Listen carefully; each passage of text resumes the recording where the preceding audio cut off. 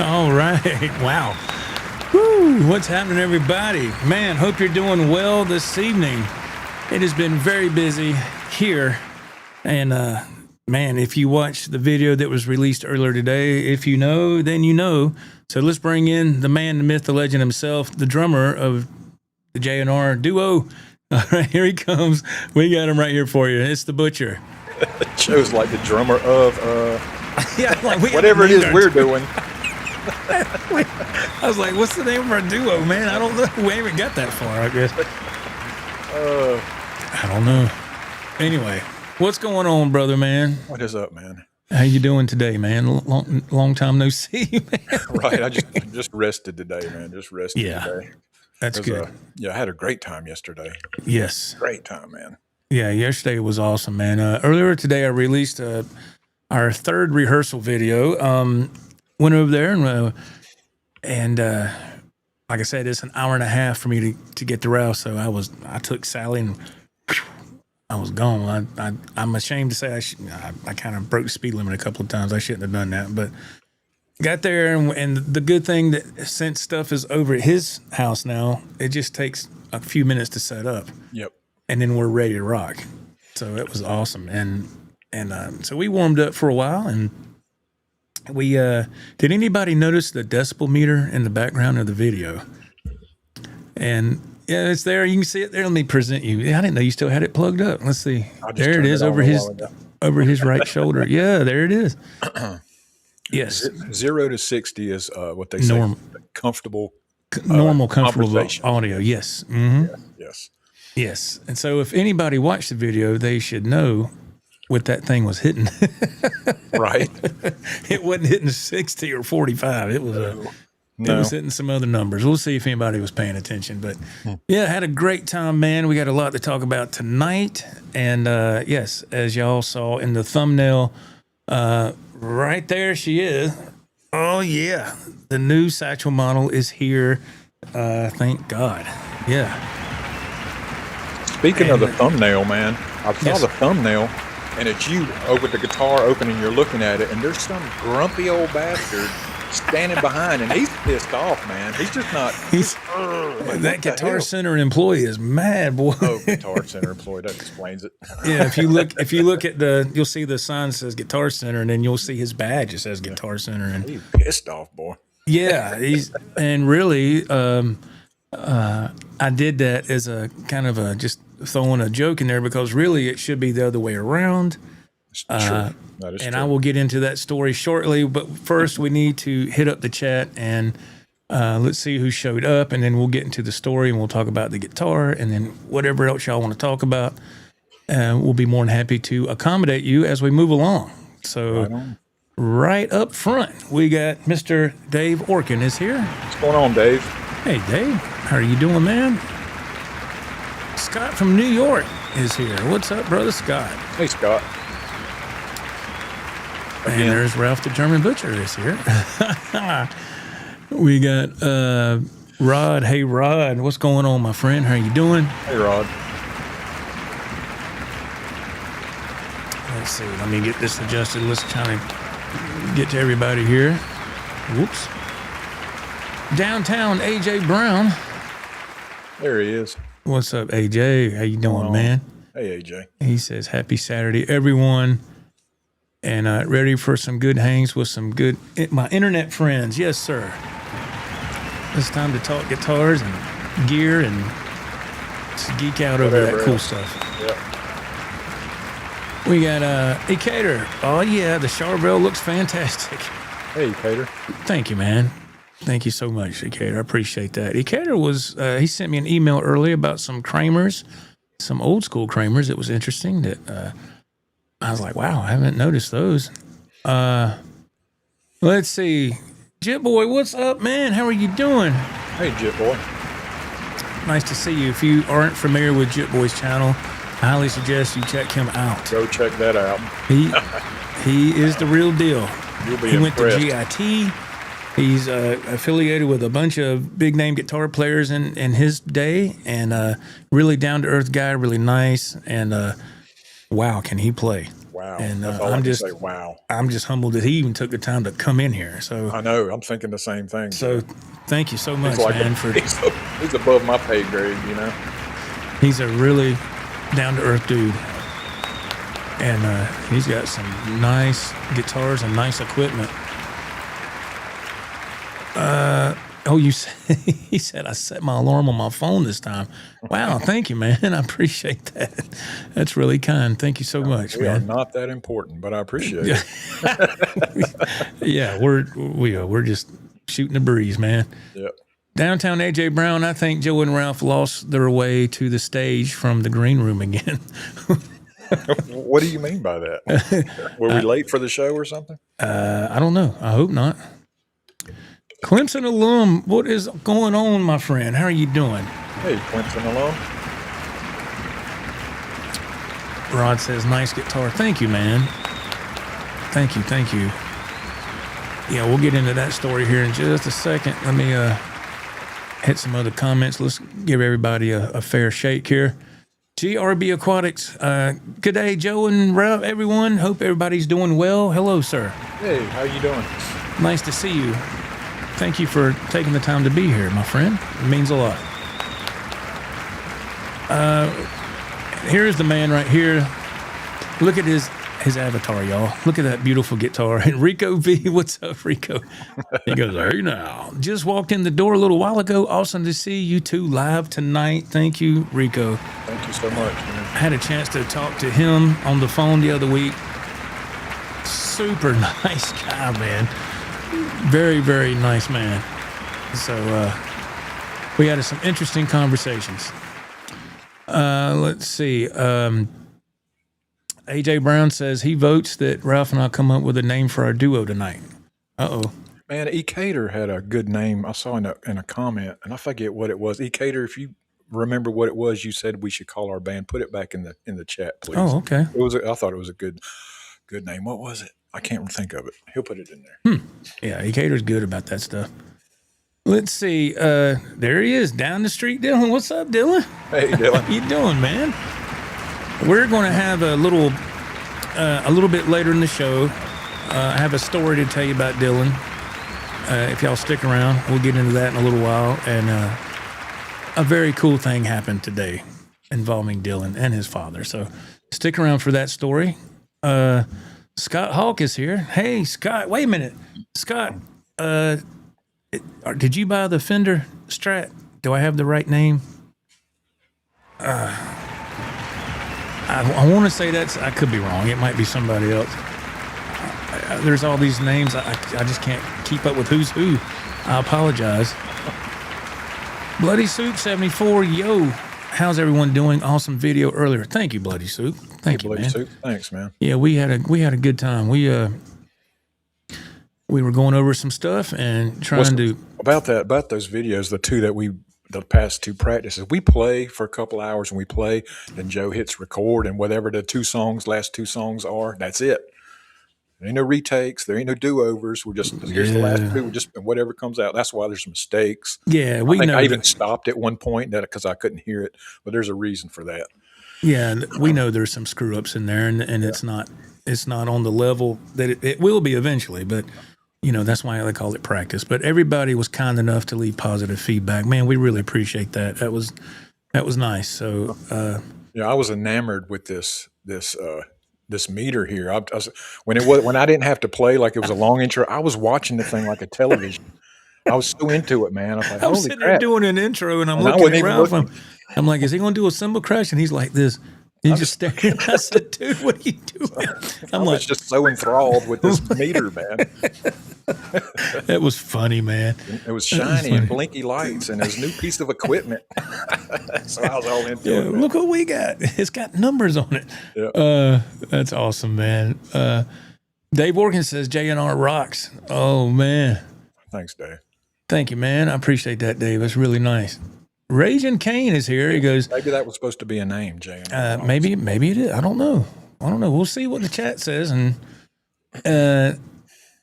Raging Kane, I did. You have it rocking around. Oh, he noticed the decibel meter. Thank you, Raging Kane. You had it rocking around 105. There you go. He's paying attention. Yes. Yes. Yes. Yes. Thank you, Raging. Thank you. Scott says, beautiful guitar, Joe. Thank you, Scott. Thank you, man. That's really nice. Thank you. Let's move on down real quick to Mr. Michael Curtis is here. Mr. Curtis, hello. He goes, hey, Joe, did you see where Van Halen did a live stream of Live Without a Net the other day? Where Van Halen did a live stream of Live Without a Net? No, sir. That is news to me, sir. I'm not familiar with that. I have to check that out. We got Mr. Edwin Crane is here. Edwin, how are you, sir? Hey, Edwin. Down the road in Anderson, South Carolina. Good evening. Good evening. Who's the grumpy granddad? Oh, man. Oh, I thought he said granddad band. Great granddad. Who's the grumpy great granddad? I'm sure there's many of them in the chat. Yeah. We're all at that age. Yeah. Mr. Kerry Crouch is here. He goes, hey, Joe and Ralph and everybody. I got the popcorn in the microwave and love me some great Guitar Center stories. Oh, boy. Here we go. Yep. All right. We got, is that Casey Lee is in the chat. Hello, Lee. Casey. This GC story ought to be a good one. Oh, my goodness. Richard. Hey, Richard, how you doing? Richard Alvarez? It looks like it's O-L. I don't know. I'm going to butcher it. I'm sorry, Richard. Excuse us. Yeah, please forgive me. I'll just say Mr. Richard. Hey, how you doing, man? Nice to see you, sir. Miss Rachel is here. Hey, that guitar is eye candy. Thank you very much. Appreciate it. Yes. That is always the first thing that catches my attention is the color. And then I think Ralph and I are kind of in agreement on that. Mm-hmm. Color first, then we'll check the neck and the weight and then playability. Yeah. All the important stuff's last. as much as I love the color, if it doesn't play good, I can forget about the color. I'll put that guitar down. Next, let's go find another one. It's got to be all in one kind of a deal, you know. Yes, the color, sir. Play good. The neck's got to feel good. That's right. Hot pickups, all that kind of stuff. Yes. I think we can all agree on that. Yeah. MPL is in the chat. Hi, Joe and Ralph. You guys sounded great. That dB meter hit over 100. Laugh out loud. New guitar is very nice. Congrats. Thank you, sir. I saw it hit 107, but I was watching it like a television, so it did hit 107. It was, for what we're doing, I thought it sounded good. Yeah. And according to this decibel-o-meter pamphlet here, Joe, it tells you he kept the pamphlet out of the box. From 0 to 20 decibels, very quiet, almost can't hear a voice. Okay. 20 to 40 decibels, quiet as a whisper. 40 to 60, comfortable indoor conversation. 60 to 70, noisy, slight nerve damage. 70 to 90, very noisy, serious nerve damage. Oh, my God. 90 to 100, extremely noisy, lost part of hearing. 100 to 120, unbearable noise, cause deafness momentarily. Oh, my God. Oh, wow. And I think dang. I told Joe, I said, I had a little ringing after a loud concert. Yeah. I'll have a couple ringing for a few hours. So that's how you know you had a good time. Well, in your defense, if people watch the video, that one speaker is right behind Ralph's head. It's right there. Head, and I was like, I think we need to kind of move that over a little bit because Ralph texted me. I was picking up food to bring home. Ralph said, hey, man, your ear's ringing. And I was like, no. And he's like, man, mine are. And I thought, oh, God. And then I said, oh, yeah, that speaker was right here. And I was like, yeah, that's not good. So we need to fix that. Yeah, we'll adjust that. We'll adjust that. I don't need you losing your hearing. No. What? Yeah, do what? I'm not at that point yet. Need hearing aids and stuff. You deaf, grumpy old bastard. I really would be grumpy if I was deaf, man. I'd be upset, too. Everything would piss me off. Oh boy. Yeah, me too. Let's see here. Mr. Dave Orkin says the Dairy Butchers. Wow.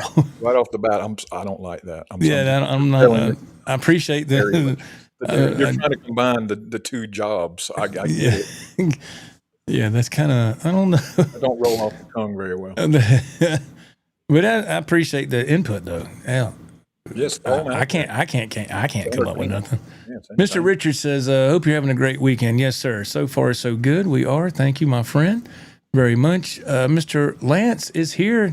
Good afternoon, friends. Hello, Lance. How are you, sir? Hey, Lance. Thank you for being here, man. Jet Boy says, thank you, guys. Oh, our pleasure, man. Yes. Our pleasure, sir. Absolutely. Jimmy Z, I hadn't seen you. There you go. I don't remember seeing Jimmy last weekend. He goes, what's up, fellas? Hope everyone's doing great tonight. Yes, sir. We're doing okay.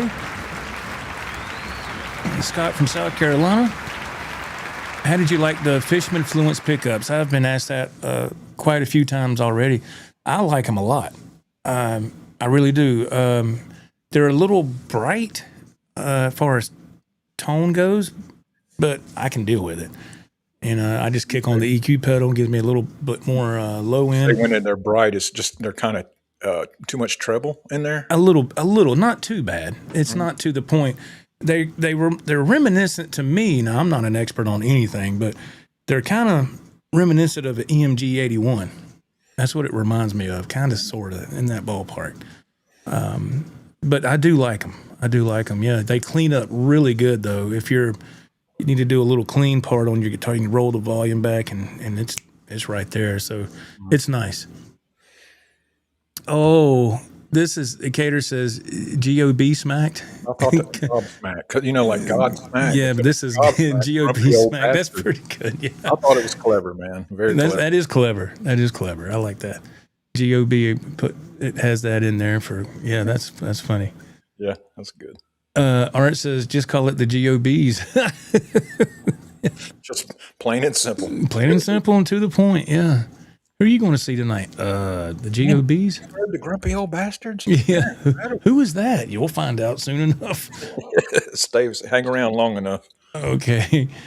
JP Stella, yo, what's up, fellas? Congratulations on the new toy and video. Well done. Thank you very much, sir. Thank you. That's very kind. Thank you. Scott Hawk, I asked him if he's the one that bought the Hendrix strap. Yes. It'll be there Tuesday. Awesome, man. That's fantastic. Okay, good deal. Good deal. I just want to make sure I had the right person before I said anything. Brother Ted Fair, what is going on, Ted? He goes, good evening, everyone. Sorry I missed your call last Thursday, Joe. I had to pull a grumpy old bastard and go right to sleep. No, I understand. It's no problem, man. I just said, I'm going to give Ted a call because he's 3 hours behind us, so... but no problem at all, man. Jet Boy comments. He says the drum sound was spot on as well as the guitar tone. I did a double take. Oh my God. Oh wow. Well, thank you, man. That's really kind. Thank you. Yeah, I took time to dial in a Alex Van Halen kit just for what we do. And what I found is I leave it on that kit while we're playing because I can hear the bass and the snare really clearly coming out of those speakers. And I tried other kits. Right. And I can't hear it as crisp and clean. I need to look in that and see what the problem is. No, you're talking... I'll be able to switch kits. But you're using the Alex Van Halen kit, is that right? Correct. Okay, because I think it sounds killer, man. And I was like, can you just use that for every song? It's the toms, man. They do good with some of the Van Halen, but some of the toms don't. Yeah, yeah. The Simmons, it wouldn't match. Yeah, and I get it. But Ralph's the drummer. That's his department. Whatever he wants to do, it doesn't bother me. All right. I've been in bands where you don't need it, man. Don't tell me, don't do that. Right. I do my part. You do your over there. Don't tell me what I need, how to play. Don't do that. So I don't do that to nobody else. Mr. Michael Curtis, he was talking about the Van Halen stream earlier. He goes, the official Van Halen YouTube channel played Live Without a Net in a live stream yesterday or the day before. Anyway, yeah, I'm looking forward to hearing the story behind the new toy. Fun thumbnail. Thank you, man. Yeah, that's AI for you. Yeah.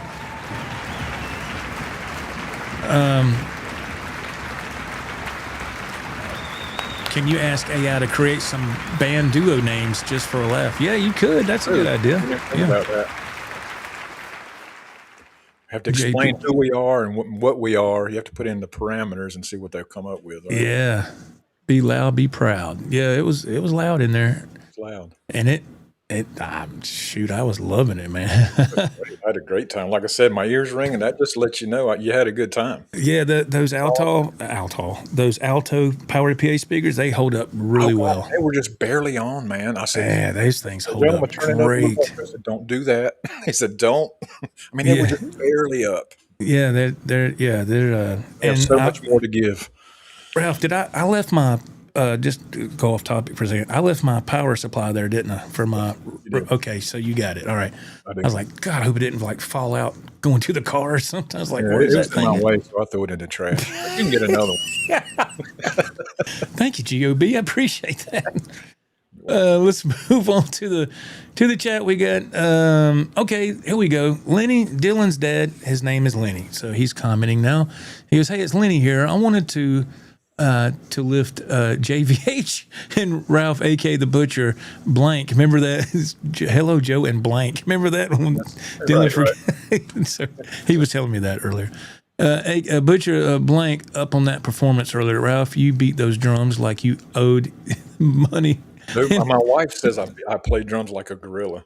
She does. He hits hard. He hits hard. That's just what he does. It's just the way. I mean, like when I get behind an acoustic kit somewhere, I'm like, oh my God, how can I rein it in a little bit? I can't. I'm smacking the crap out of it. I thought it sounded great, but he said you play those drums like they owed you money, and Joe was surgical with his axe as usual. Loved it. Thank you, Lenny. Thank you so much, man. Very kind. You know what they say? If it's too loud, you're too old. Scott from New York says. That's true. Very true. TRB Aquatics, give AI some prompts and see what names they make. I will have to do that. That's interesting. Interesting. Scott from South Carolina, the decibel meter below 70 is safe. Well, we definitely were not safe with that yesterday, but if AJ Brown's still in the chat, that AI putting in duo names, that's the job for him. He's all about that AI. He's probably on it right now. He's probably checking it out. He's probably doing it right now. Go ahead, AJ. AB Normal, hey man. He goes, good evening, everyone. How you doing, AB Normal? Nice to see you. Edwin Crane, I'm 120 all the way. God, man. It's 120 all the way.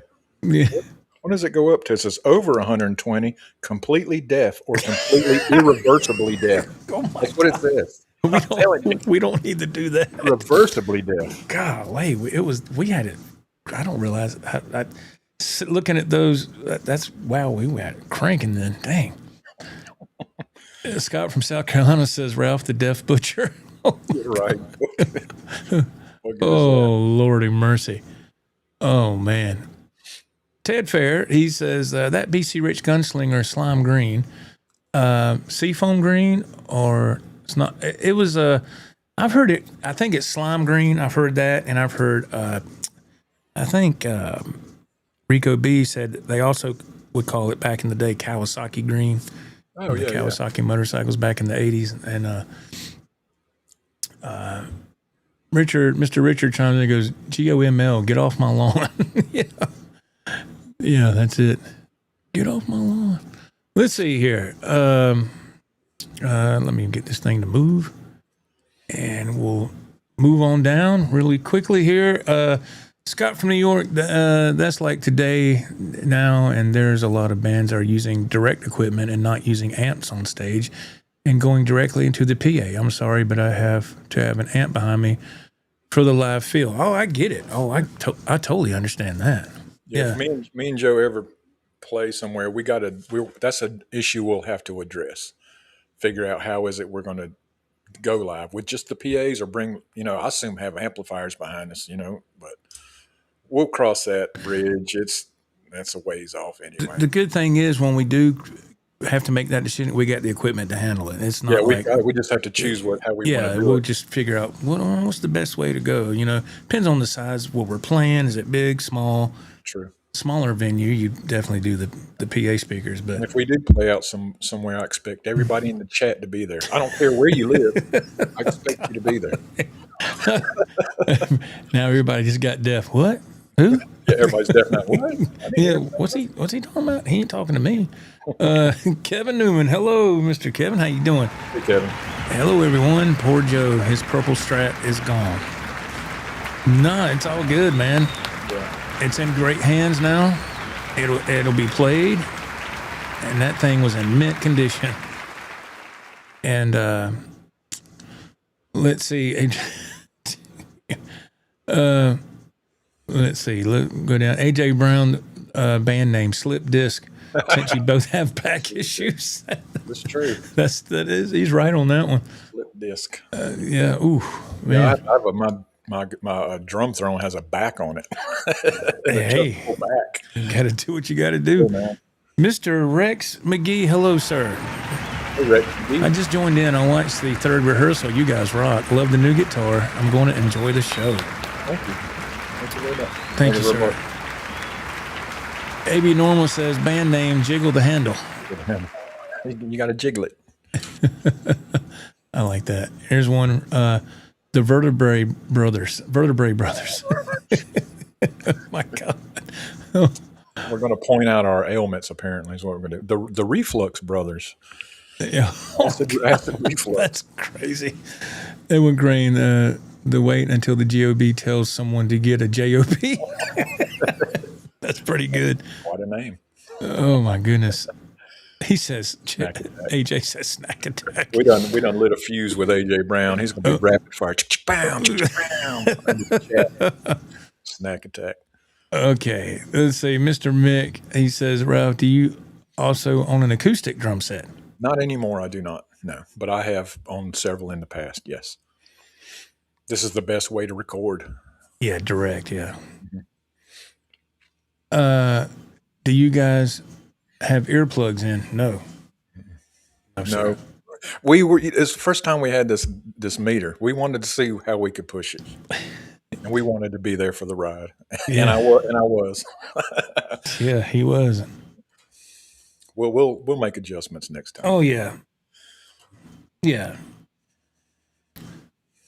Scott from New York, band name Wentz Butcher. Butcher. JP Stella, band name Taco and Bell. Who's Taco? Who's Bell? I would be Taco, I'm assuming. All right. Since everybody's asked me that particular question and growing up. Oh. I got that question I don't know how many times. I mean, it's pretty bad when you deliver to a job site and they're speaking Spanish. You walk in, you're like, what? And I mean, no speaking Spanish. And all of them started laughing. Like, I was like, oh my God. I couldn't understand nothing they were saying. I said, I bet they're cussing me out right now, and I have no idea what they're saying. But I just assumed Joe would understand what they were saying. That's exactly right. I was like, you need to sign the bill. No Mexicano. Oh my gosh. All right, let me reduce this chat really quick, and let me first talk about this great thing that happened today with Dylan. I just give him a nickname called Down the Street Dylan because literally he lives just right down the road. And so Dylan's father, Lenny, he bought the purple Strat. And so we made arrangements, and they got the guitar, and I went by to pay him a visit today. And we talked, and first of all, his father is super nice, man. Such a hardworking, nice guy. While we're sitting there in the driveway talking, you can hear Dylan playing through one of his amps, and he's a huge SRV fan, and he's playing some licks and all this stuff, and it sounded really good. And so we're chatting on, and I asked Lenny, I said, well, can I go inside and say hey to Dylan? Because Dylan watches the show every Saturday. Him and his dad, Lenny, they faithful supporters of the J&R podcast, which we're very appreciative of that. And so he was showing me some more guitars they have in another area of their house. Really nice guitars. And so I was talking to Ralph a while ago, and of course I asked Lenny first. And I told Ralph, I said, man, what'd you think about us doing a video with Dylan and his dad and showing us their guitars because they got some really nice guitars, man. And so I asked Lenny earlier, and he said they were on board with it. Ralph said he was on board with it. So we're going to do a video featuring them in the near future. So y'all keep an eye out for that. And the reason I wanted to do that, it's not because they bought a guitar. It's nothing to do with that. It's because they're just very kind people. And they're just a father that's going out of his way to point his son in a great musical direction. I think that's phenomenal. That's great. A lot of young people don't have that, and a lot of people that age, they go into wrong directions in life because they have no direction given. So it's just nice to see that. So I went over there and we chatted for a while, and I asked Dylan. I said, "Would you like to jam a little bit, just him and I?" He said, "Yeah." So we just messed around with some blues stuff, just messing around, very basic. And we got finished, and then I said, "Man, get your other guitar," because he's real faithful to the SRV style. He's down half a step. He's playing to the same amp Stevie's got. The guitar he's playing was spot on SRV mono. You'll see it here. I got a clip because I took my phone out and I recorded Dylan playing a little bit. And I said, "Man, I'd like to show this tonight on the channel." And he said, "Okay, yeah, you can show it." So I just want to make sure he was cool with it. So y'all check this out. This is Dylan doing a blues jam. He's just doing this thing, man. He's 13 years old. He's an amazing young man. His dad, again, his name is Lenny. Really cool, nice people. So let's check out this quick, it's about a minute long. Check out this blues jam that Dylan's doing. And this was today.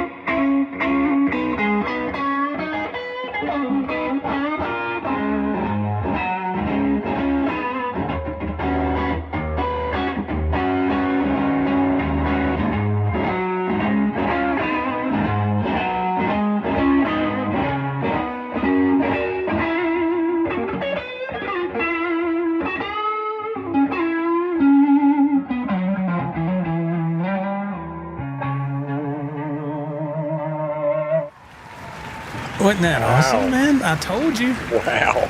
I told you. I know you've been telling me, man, he can play, man, but I don't, until you actually hear it, I can't picture what you're saying, but that was incredible, man. I told you, man. I said he's got the SRV vibrato down. He's got the tone. He's the chops are there. I was like, wow. So he's big shout out to Dylan, man. I can't wait to do the video with him and his dad, Lenny. Ralph's going to be with me for this, and we're going to get something together, and we'll put it on the channel, and I hope y'all enjoy that because they're really good people. Really good people. Let me get back to this chat. Herb, the Fireside Studio. Hey, fellas, what's going on tonight? Hope everyone's doing well. Thank you, sir. Hey, Herb. Yes, hope you're doing well, man. Chip Boy said that's awesome to do that. Oh, for the, yes. Yeah, man, very awesome. So yeah, if you saw the guitar he was playing, that was a real deal SRV guitar, man. Yes. Everybody loves it, Dylan. There you go, man. That's awesome. Yes. I was like, wow. He's got all the amps and everything like what SRV has, and that's because of his dad, man. His dad is kind enough to later on, man. Dangerous. Telling you, man. Because I said, you want to jam a little bit? I said, I don't know if I can hang with what you're doing, man, because I never could play that kind of style. So, and what's cool is they bought. I had an old PV Wolfgang Special that I traded at Cornerstone. I don't know. I guess it's been a few months back now. and they saw a video. I guess the video. Ralph and I went to the guitar show in Nashville a while back, and they bought that, so it's in their house. So when we jammed, I said, "Can I play your PV?" He's like, "Yeah," because I'm used to that guitar. Mm-hmm. So I played it, and yeah, so it was fun, man. We just messed around and just had a good time, and it was really cool. Scott said, "I didn't have anything at 13, just dreams and desires." Yeah, it's really cool that he's playing it at such a young age. That's great, man. Bloody Soup says, "Nice, yes." AJ Brown says, "Dylan is my new hero. Amazing." I know, right? There you go. Yeah, look at everybody giving you props, man. That's awesome. Scott says, "Dylan rocks." Thank you, Scott from New York. That's nice. Jay Fulcher, good job, Dylan. And Jit Boy gives his approval. Dylan, this is a big deal. He definitely has the feel. There you go. That's a big thing. If you're getting a tip of the hat from Jit Boy, that's something to be very proud of, man. I'm telling you. I'm not just saying that. Yeah. If you hadn't checked this channel out, Dylan, go check it out. Yeah. GRB Aquatics says 13 and had a Klon hooked up. Super cool. Nice work, Dylan. Yeah, they got their stuff's legit over there, man. They got nice stuff. Rachel Simpson, thank you for sharing Dylan's skills. Oh, yes, absolutely. My pleasure. JP Stella, give him a couple years and he will be amazing. Yeah, he's well on the way. Yes. Yep. He is very well on his way. That's what's so cool. And I'm like, I'm just glad he lives down the road because I can say, "Hey, man, you want to jam again?" You go over there and take some lessons from him. Yeah, he'll be telling me, "This is how you do it." I'm like, "Yeah, please." Please. Yeah, because I never was good with that style. Ted Fair, I love SRV. God blessed us with him. Such a monster player. SRV was amazing. Yes. Yes. Kerry Crouch, Dylan, he's rocking out. Great job. Yes. Absolutely. Casey Lee says, Dylan Rayvon. DRV. There you go. Yep, DRV. There you go. That's so cool. User Brian, VH5150. Good job, Dylan. Rico B. Ralph, you better start practicing your SRV. Yeah, I need to get some songs together, SRV songs together. I can't play any of those. I just don't have that feel for that. Dylan says, thank you, everybody. Yeah, man. Absolutely. So let me see this real quick here, and we'll get into the story. Mr. David Edward, hey, Joe and Ralph. Hey, everyone. Been working on a solid ash body. Shaped as a Charvel, like I guess Warren D. Martini, I guess. That's what Trying to take some of the weight out of it, added some control cavities. Nice, man. Very nice. Very, very nice. The lighter, the better. Yeah, and that's one thing I can say about the Satchel model is it's, let me present myself here, and we'll get it closer to the camera later. This way, Joe. It's it has a little weight to it. I was like, but it's not too bad. But it's heavier than my other Charvel I have hanging on the wall right here. You can't see it's out of frame, but it's a touch heavier than that, which it's not to the point where it's a deal breaker. But so here's the deal with that. Y'all know if you watch this channel, I was doing some live drives this past week. If you're not familiar with that, it's live streams I do heading to work. I call them live drives, and some of the people enjoy them and they interact and all that. I just talk about what's going on during the week, and if I have I own another guitar or whatever the case is. Mm-hmm. And so I was talking to Rico B, like I said, a couple of weeks ago, and Rico is a pilot. And so he flies all over the world, and he has the same guitar, the Satchel Charvel.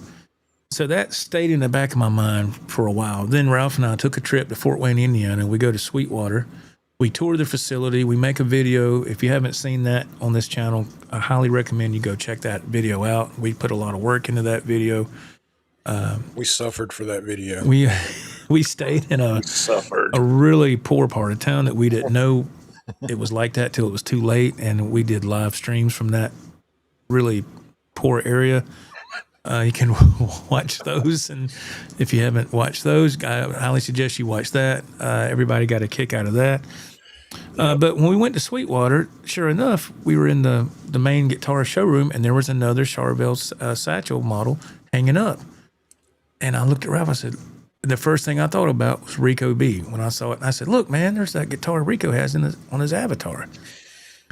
And I said, that's got the matte finish, you know. So I kind of took my hand and I said, man, that's awesome. I like that. So that stuck in my mind. So then I do a live stream the other Friday. I did a 5-hour stream marathon. And then I started looking online at satchel models. And my initial go-to was the purple and black because that's a very rare color for these guitars here. And I found one, but it turned out it was out of Singapore. So I was like, nope, that's out. We're not doing nothing like that. That's definitely not doing that. And what's funny was I was kind of behind on the chat. So when I watched the replay, I got the chat replay is on as well. And I got the page pulled up and I was like, well, here's one. It's purple and black. And then I think AB Normal's in the chat. Don't do it. Don't do it. It's in Singapore. Somebody tell him. Somebody call him. Hurry before he makes a mistake. He's going to die. And I finally, which I thought was cool because he's trying to help, you know. Yeah, sure. And well, thank you, AB. But I was literally watching that on the chat. I laughed out loud. And then I figured it out. I said, let me look at the seller's reviews. And I said, oh, it's Singapore. No, I'm not doing that. And so then I found one at Guitar Center. Guitar Center used, of course. And it was this guitar was $999.99. All the others I looked at were between $11 and $13. I said, all right, let me, I'll put that one in my cart from the Guitar Center. I'll put it in my cart. So I put it in my cart. I thought about it for a couple of days. And I already know, you know yourself better than anybody. So I know it was in the back of my mind, and it just it wouldn't go away.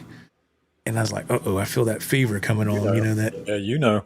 That gas coming on, you know. And I said, uh-oh. So I said, man, I can't find another one at that price. And I dang sure want to buy a new one. So I went ahead and I said, all right, let's go ahead and bite the bullet. So I went ahead and bit the bullet.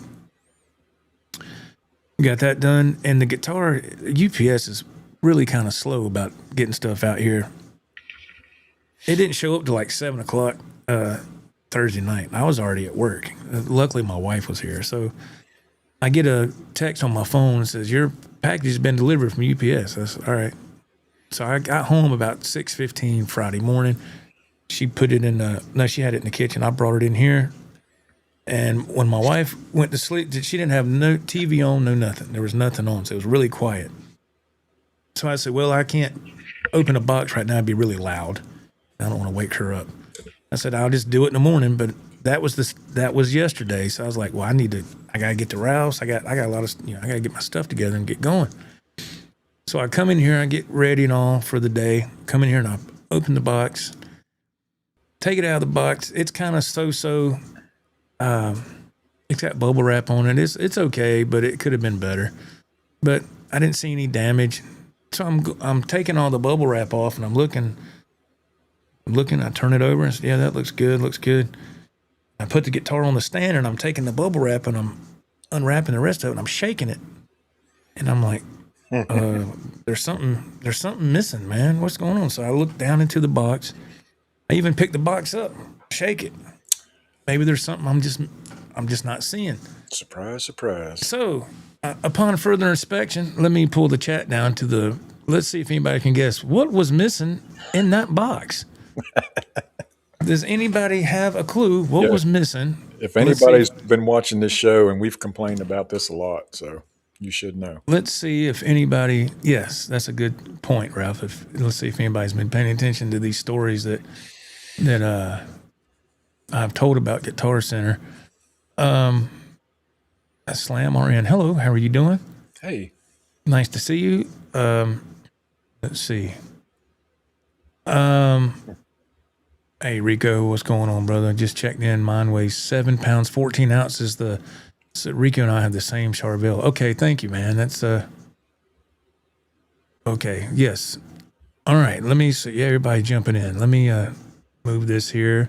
Slam RN had it first. That's correct. The whammy bar was missing. That is correct. Shocker. Man. Like you said before, Joe, they owe you like 20 whammy bars at least. And I was like, you got to be kidding me, man. So I need to look and see what Guitar Center that was, what city and state. I need to reach out to them.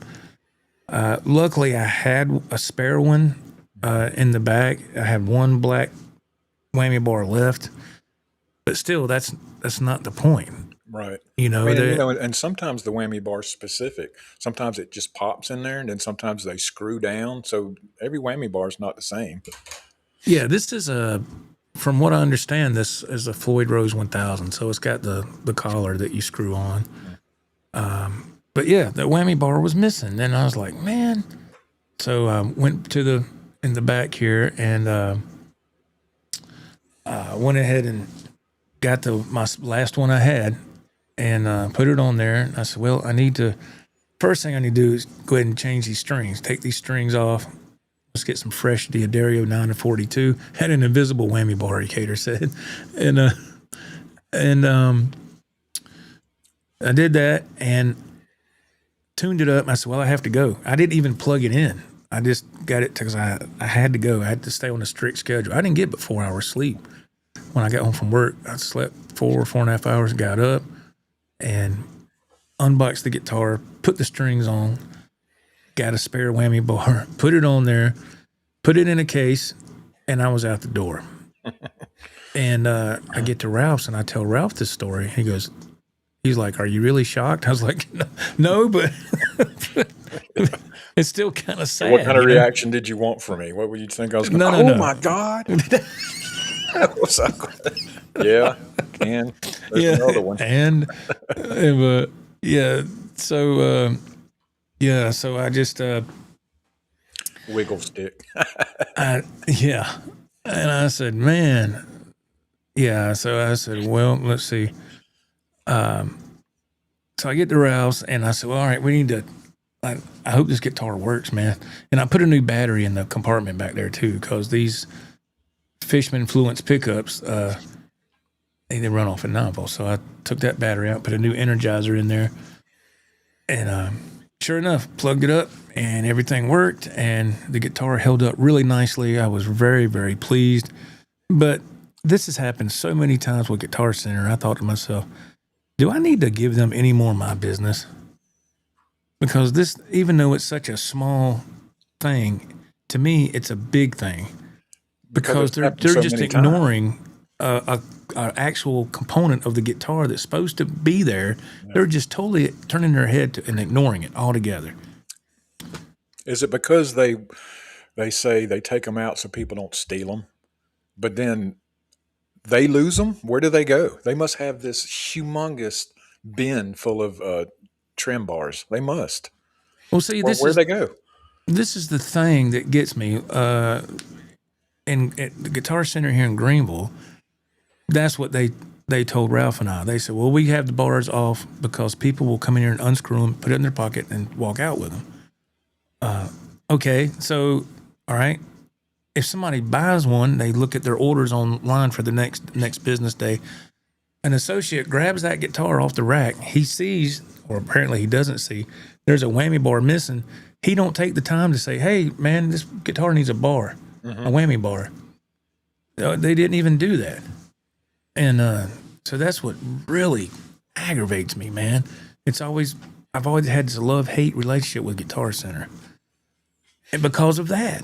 I mean, dude, if we had our own music store, guitar shop, that would not happen. No. Ralph and I take more pride in what we're doing than that. I mean, good Lord.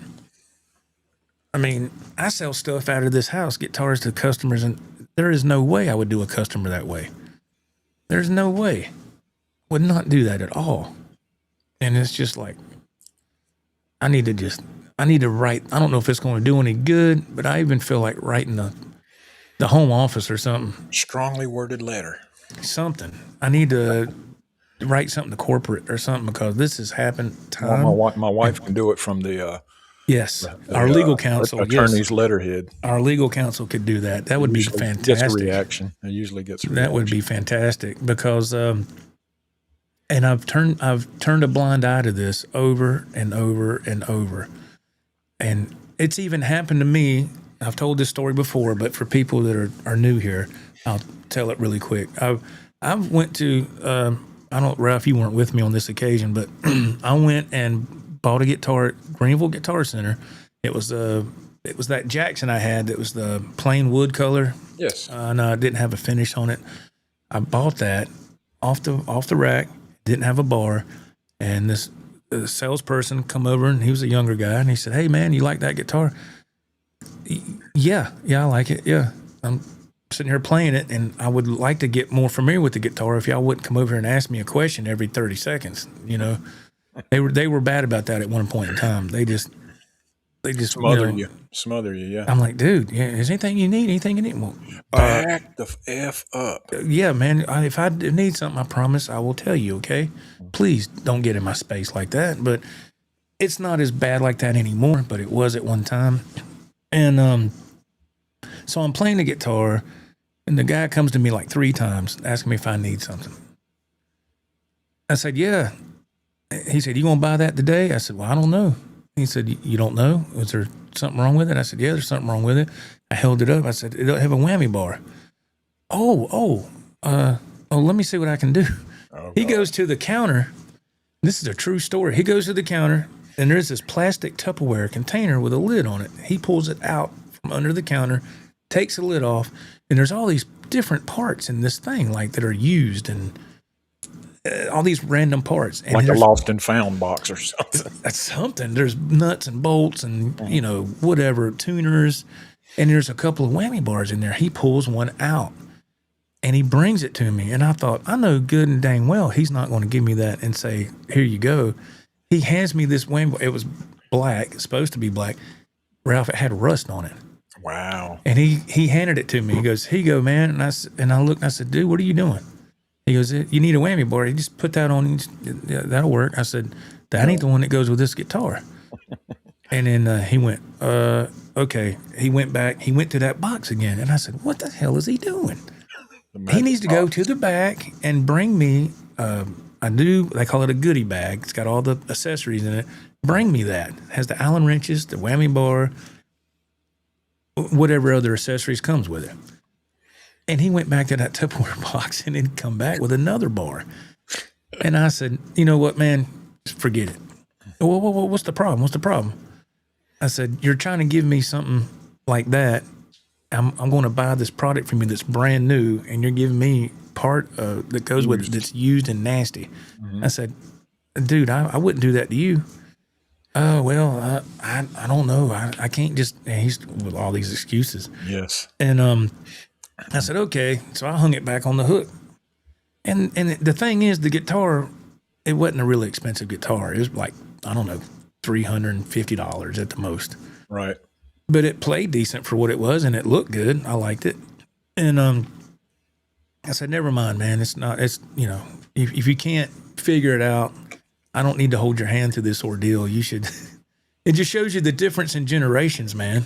People that in our generation, when we worked, you do what you're supposed to do, and you kind of go that extra mile, especially with customer service. So he goes and he gets a manager, talks to a manager. I don't know. I guess he had to get approval. I don't know. He does that, and then he brings me a brand new whammy bar brings me the thing. He goes, will this work? I said, well, yeah, that would have worked to begin with you would have gave me that first. So that was the very first time the whammy bar incident happened. Right.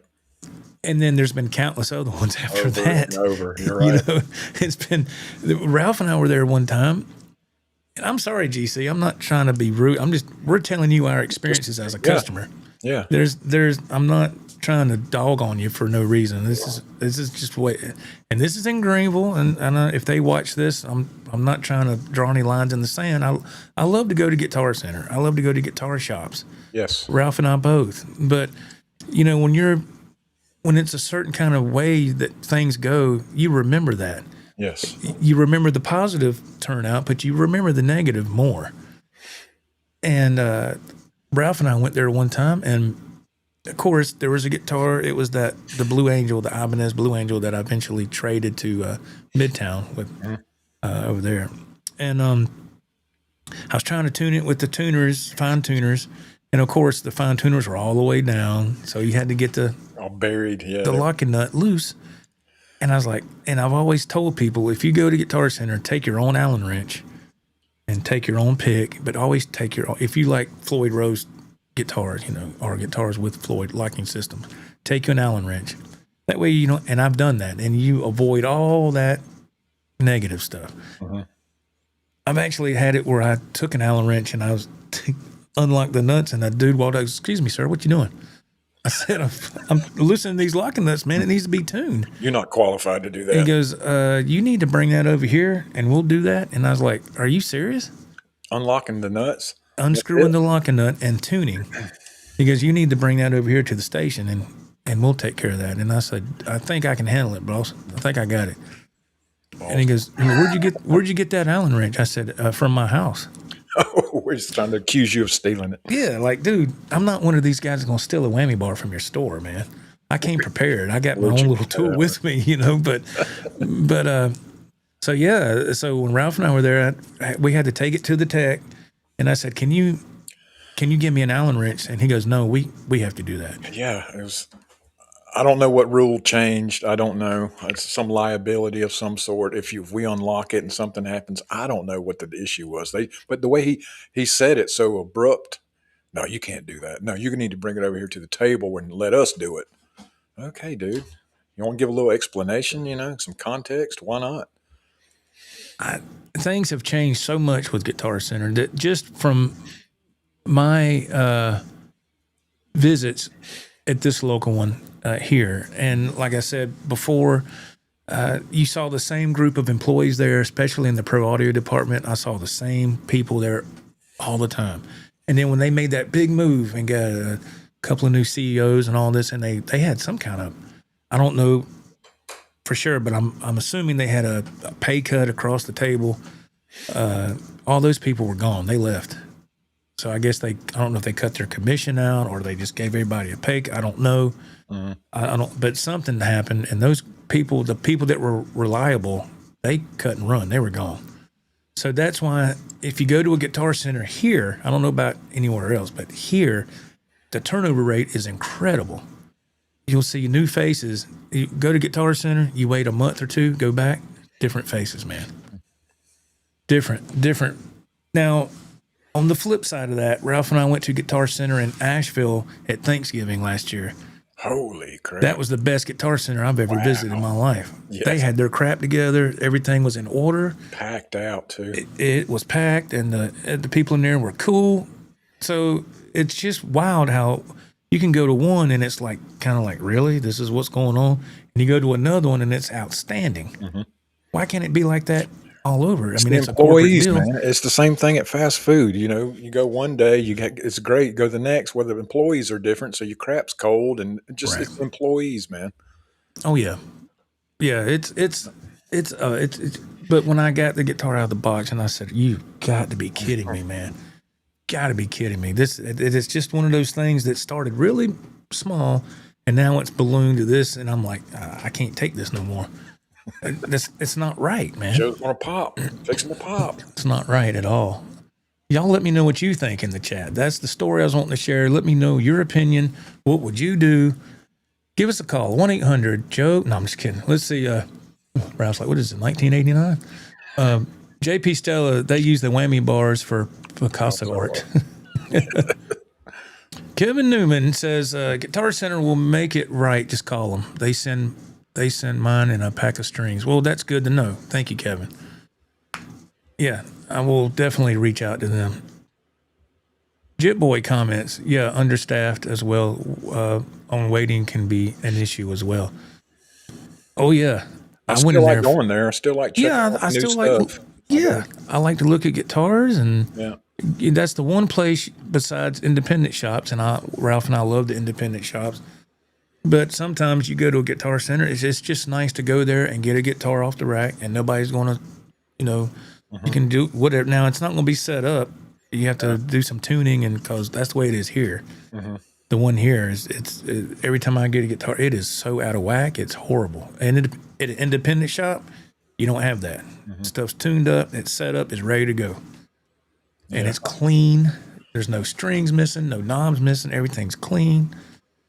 And I used to make jokes with Joe. We'd go to the Guitar Center, and he'd want to try guitars. I said, Lord, Joe's going to spend half the day tuning guitars for the Guitar Center. And it's true. I had like 4 or 5 guitars that he would try. He'd say, go get me this one or this one. I'll bring it.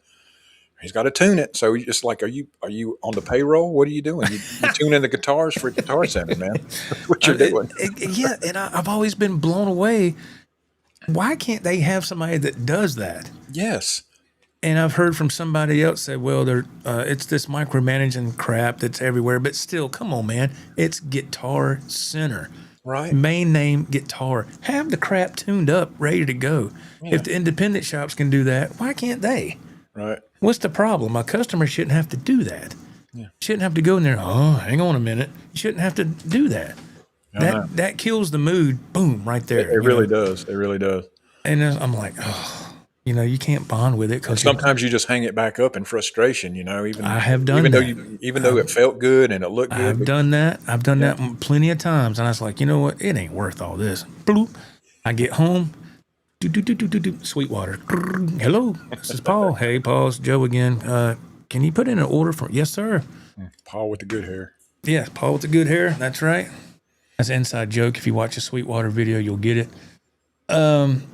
Let's see. Brother Ted Fair chimes in. He says, bottom line, GC hires the wrong kind of people. They need sales-oriented people, not musicians. It's not wrong, I guess. I mean, yeah, it's not wrong. I just need, and I know it's hard to find good working people and I'm not putting down anybody's job. I'm not. I know it's hard to find good, hard working people if you're not going to pay them a good wage. Amen. If they're getting paid $10 an hour, they don't give a crap. You get $10 an hour. That's what you get. Yep. And that's the kind of service you're going to get. Yeah. Jimmy Z chimes in. If I'm being honest, the whammy bar thing wouldn't matter to me. I have a bunch of them anyway, but that is not the point. It's the attitude and care when you're spending the time and money. Yeah. I was going to say, Joe would care. He cares about that probably more than other people would, because the whammy bar is 80% of his playing. He's a master at that whammy bar. I'm not. I very rarely use it. I might do a dive bomb here and there. So some people might look at the guitar, not even, newbies, and not even know it's missing the whammy bar, Joe, that's the first thing he zeroes in on. Yeah, it's there. Those types of guitars have the Floyd for a reason, to do those acrobatics, and I love to do that. So yeah, if the bar is missing, that I'm already turned off. Yeah. And that's just my style. And everybody likes what they like, but that is a major part of my style, yes. Scott from New York, our GC in Henrietta, New York sucks. Oh, wow. Well, all right. I asked you to give your opinion, and y'all are doing that. I appreciate the community chiming in. Scott from New York, once again, I stopped doing business with them altogether. Well, see, that's what happens. And I'm on the fence, man. I'm telling you. I'm like, I don't have to go there. I don't have to go there ever again. But after a year or so, you go, well, we'll go check them out and give them another chance, after enough time. I've been guilty of that too. I'll go back. I've been guilty of that too. But so I'm just passing by. I'm going to stop in here for a minute. Yeah. But I don't forget what happened. No, you don't forget. I don't. Jit Boy comments. He says, you need to get the manager. You need to get the manager in the band. JP Stella, Better Call Saul. I love that show. Ralph, did you ever watch that show? I did. I love that show, man. I was hooked on that show. Did you like it? It was all right. Okay, yeah. Oh yeah. Yeah, all right. I love that show. Mr. James Burke chimes in. This is why I always like Sweetwater. Great show, guys. Awesome job supporting the guitar community. You guys rock. Oh, thank you so much. Thank you. That is so nice. Thank you. Really appreciate that. That is really cool. We are going to the grand opening of the guitar shop on May 1st. May 1st, speaking of, there's Edwin Crane. Speaking of Edwin representing Anderson real quick here for a second. The guitar shop, if Chris is watching, I don't know. But he has, and I reached out to Chris a while back and asked him if it was okay if we went to their grand opening for their new location and filmed, and he said yes. So we got that coming up in a couple of weeks. We're very excited about that. Their new location is huge, man. Have you seen the pictures, Ralph? When my wife went to get this display, she talked to Chris, and he's looking forward to us coming. So, oh, great! Yeah, it is a thing. That's awesome. Yeah. We've done Ralph and I have done a lot of guitar shop videos. If you go to the playlist of this channel and go to Guitar Shop Reviews and click on that playlist, it'll keep you busy for a long time if you are interested in watching that. And we've done a lot. We went all over the place doing that. I think we pretty much hit all of them around that we can kind of get to within a reasonable amount of time. Yeah, that's the issue, is the driving distance, Yeah. But yeah, we're going to go there and shoot a video for that, for Chris and his crew and his new location. We're looking forward to that. Mm-hmm. And it'll be we're really stoked. Kerry Crouch, I got a million Guitar Center stories too. One of my quick ones is going to, because there was a sales guy who was just such a buffoon. Buffoon. I ain't heard that word in a while. Buffoon. The one I go to now, they're great. I miss Guitar Center 95 to 99 era. Yes. Yeah, at one point, man, I mean, for me personally, at one point, Guitar Center, and I'm not saying all of them are like this, because they're not, just the one have been to and the one I talk about, at one point it was great. And then, do y'all remember, Ralph, I don't know if you remember this, at one point when you walked into a Guitar Center, this is back years ago, there was somebody at the door that was there all the time. So when you walked in, and if you had something, like if you was returning something, or you just had a bag, and they would check it, and they would like stamp or do something. They do something. Nothing wrong with that. It was loss prevention. They were just, absolutely. Having their, which is great. I mean, if you're a law-abiding citizen, that shouldn't bother you. Sure.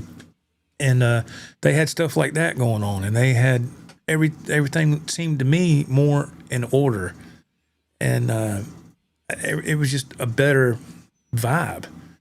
And now it's kind of, it's just. It was like that at the Asheville Guitar Show. If you're coming in with something or going out with something, they checked it. They opened it, see what was in there, and check your receipt, make sure you bought it. No, it doesn't offend you. It doesn't offend me. It don't bother me. Not a bit. No, I mean, they're doing that for a reason, because people steal, and, but yeah, it was just, man, it was just, it was crazy. Oh, Texo Cali, what's going on, man? I had to go down through some of the chat. Is it your birthday today? Happy birthday, man. All right. How old are you? Are you officially a GOB or no? Are you officially a GOB? Are you old enough? I don't know what the age is to start the GOB. I think GOB starts 50? At like 50. 50? Okay, we'll do 50. Yeah, I think that's a fair assessment there. Scott from New York chimes in. He says that I think it's pretty sad when I call Guitar Center and asked if they had the brand new Rocktron Utopia and if it was in stock, and the guy on the phone asked me if it was a guitar. Oh boy, that's not good. That's not good. Let's move down to Casey Lee has a comment. Casey says that my local GC has lost its best 3 people over the last year, but I still like going there, but the experience just isn't the same. You remember, Joe, at the Greenville Guitar Center, there was one employee there that we really liked, and we looked for her every time we went. You remember her name? Yes. Joni. Yeah. She was an older lady, and she was in a band. She played folk music or something, but she went out of her way to help you. she had the customer service she exuberated or whatever was great. You know, it was perfect. Yeah. And one time we went and she's not here anymore. Like, yeah, that poor lady, she'd probably retire because she seemed like she was kind of, you know, at that age to be able to do that. She was a GOB, female GOB. Just change the last word, the E to a B. No, but yeah, that when we go there and if Miss Joni was there, we knew we were going to not have to worry about nothing. But she would say, "Y'all need just let me know. You want me to get that down? You want to play it? Let me know." I mean, I was like, "Wow, see, what you young guys need to take some notes," you know. But that never happened. Sadly. Downtown AJ Brown says, sadly, the pandemic seemed to kill the work ethic in America. The government handed out checks, and suddenly no one wanted to work anymore. It's true, man. I had the hardest time hiring people and keeping people during the pandemic. And, you know, people use I got COVID as an excuse, and you couldn't question them. They'd be out for weeks. They said they have COVID. What are you supposed to do? I mean, people wouldn't come to work. Yeah, that whole pandemic was a thing. And the customers got more rude, and because we had supply issues. Sometimes the meat counter would be empty. I was spreading out. I was grinding ground beef and spread out ground beef everywhere because I had nothing else. Didn't get any pork in, nothing else. And people would get so upset, man. I'm like, you realize we're in a pandemic, right? You understand what that means? They didn't care. They didn't care. I'm glad I retired or I'd got fired, man. I was there at the end. I was getting customer complaints, but, you know, whatever. Wow. Grumpy. I can only imagine. Yeah, it was crazy. And I think AJ is right. That did have a big impact on a lot of things. And I think that also, I agree, impacted Guitar Center to a level where, especially this location, they just never recovered. Yeah. And they just didn't. And the world's different. Pre-pandemic, it is. Post-pandemic. It's just it different is. now. And it is very different. It is very back. different. I stopped at just to go segue to this for a second, talking about when the pandemic happened. I get off work before the sun comes up. So if I'm lucky, I'll be getting off work about between 5 and 6 a.m. and it takes an hour to drive home. Well, in town, I used to, sometimes I get a biscuit on the way home. I don't anymore, but I did then.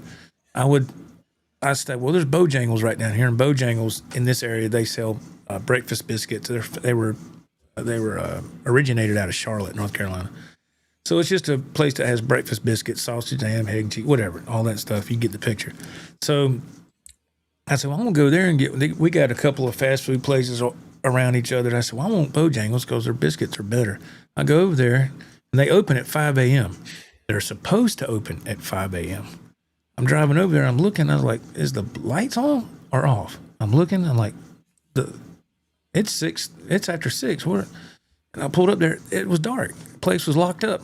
So I turn around and go a block down to Hardee's, go in the drive-through, come around and, can I take your order? And I said, yeah, let me get whatever. And I pulled up and I said, I guess I had to come down to see y'all. I said, Bojangles ain't got nothing going on. And that girl said, because they ain't got no help. She goes, but you see, we're open. And I was like, yeah. I said, y'all get my money today, which Hardee's is fine. I ain't got no problem with Hardee's. Out west, it's Carl's Jr., but it was like that for a long time. And then when they finally opened up, I went by there one morning, and there was this lady at the window, and you could just tell she was on the cusp. I can relate to what you're saying about customers and stuff, because she kind of had that vibe, like she was just waiting for somebody to say the wrong thing, looking for a reason, she was going to reach out that window and grab somebody. That's what I felt. And and you know me, man. I said, hey, how you doing? Oh yeah. And yeah. she's like, okay. And I said, okay. I said, can I ask you a question? What is it? I said, I kind of threw my hands up. I said, no, I came back here yesterday and y'all were closed. I didn't know if there was something wrong or electricity was out. She goes, no, dear, we just ain't got no damn help. That's what she said. And she said, they sent me over from way out of somewhere to come here to open. Yeah. And it was just her and a lady and that was it. There was nobody else. she said, we're not even going to open the dining area. We can't. We're just drive through. Yeah. So I can relate to what you're saying. I'm like, oh my God, I can't believe it. There were so many days. It was just me. God. Yeah, the pandemic has changed a lot of stuff, man. And with Guitar Center especially, but let's see. Jeff C chimes in. He goes, some of the band names Jim and I suggested are, what was it, Arthritic,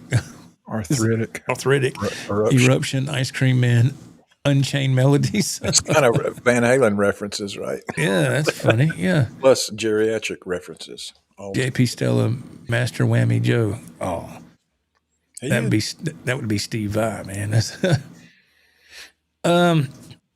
let's see. David Ward, hello. David Edward, I'm sorry. David Edward. Mr. Edward, when the tuning has been way out of whack for a while, typically the neck is not adjusted right anymore. They're just not testing a guitar that plays good. Yeah, I'm not. Yeah, you're right. That falls into the whole having a guitar set up. Yeah, right. Before you hang it up. You would think. They just get it out of the box and put it on the hook. They don't do anything. And that's what blows my mind, because the times that Ralph and I went and there was a Guitar Tech station, the dude's standing there. Just standing there. Just drinking a drink and looking at his phone. He's not doing nothing. Nothing. When we were there that time, Ralph, and I got that EVH Wolfgang Standard, the black one that always had little pieces missing, but they were still selling it for regular price. Yes. And remember, the string broke? Mm-hmm. And I thought, well, let me take it to the Guitar Tech. And he said it in the guitar stand. He said it. He goes, oh, thanks. He said it in the stand. And just come back weeks later and it was still there. Still in there. And I was like, oh, what the hell, man? And I was like, is that guy not going to change a string? And it was there. It was still there. Still there. We come back 3-4 weeks later, still there. Still there. And they eventually sold that thing because you don't see it there no more. And I was like, wow, I wonder who bought that. They had to sell it cheaper than what they were asking. Had to. As man. Edwin Crane says, I blame stock dividends on Slack wages, stack wages. Chick Mac, hey, Chick. He goes, Sweetwater is my go-to. Well, I agree, man, because when you deal with these little issues like this that just compound over time, that's exactly what I do.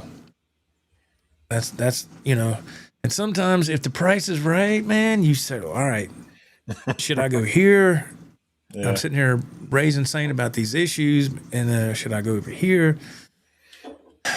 So with all that being said, besides the whammy bar missing, have I had any other major negatives with Guitar Center used online? Now we're talking a different thing altogether. This is not going to the store, and I got my gripes about the store. But as far as Guitar Center used online, besides the whammy bar missing, everything's been fine.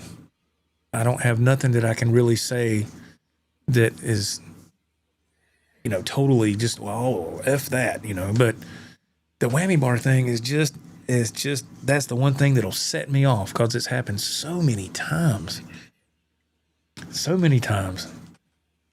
And, man, but, yes, Chick, I understand you, and I'm right there with you.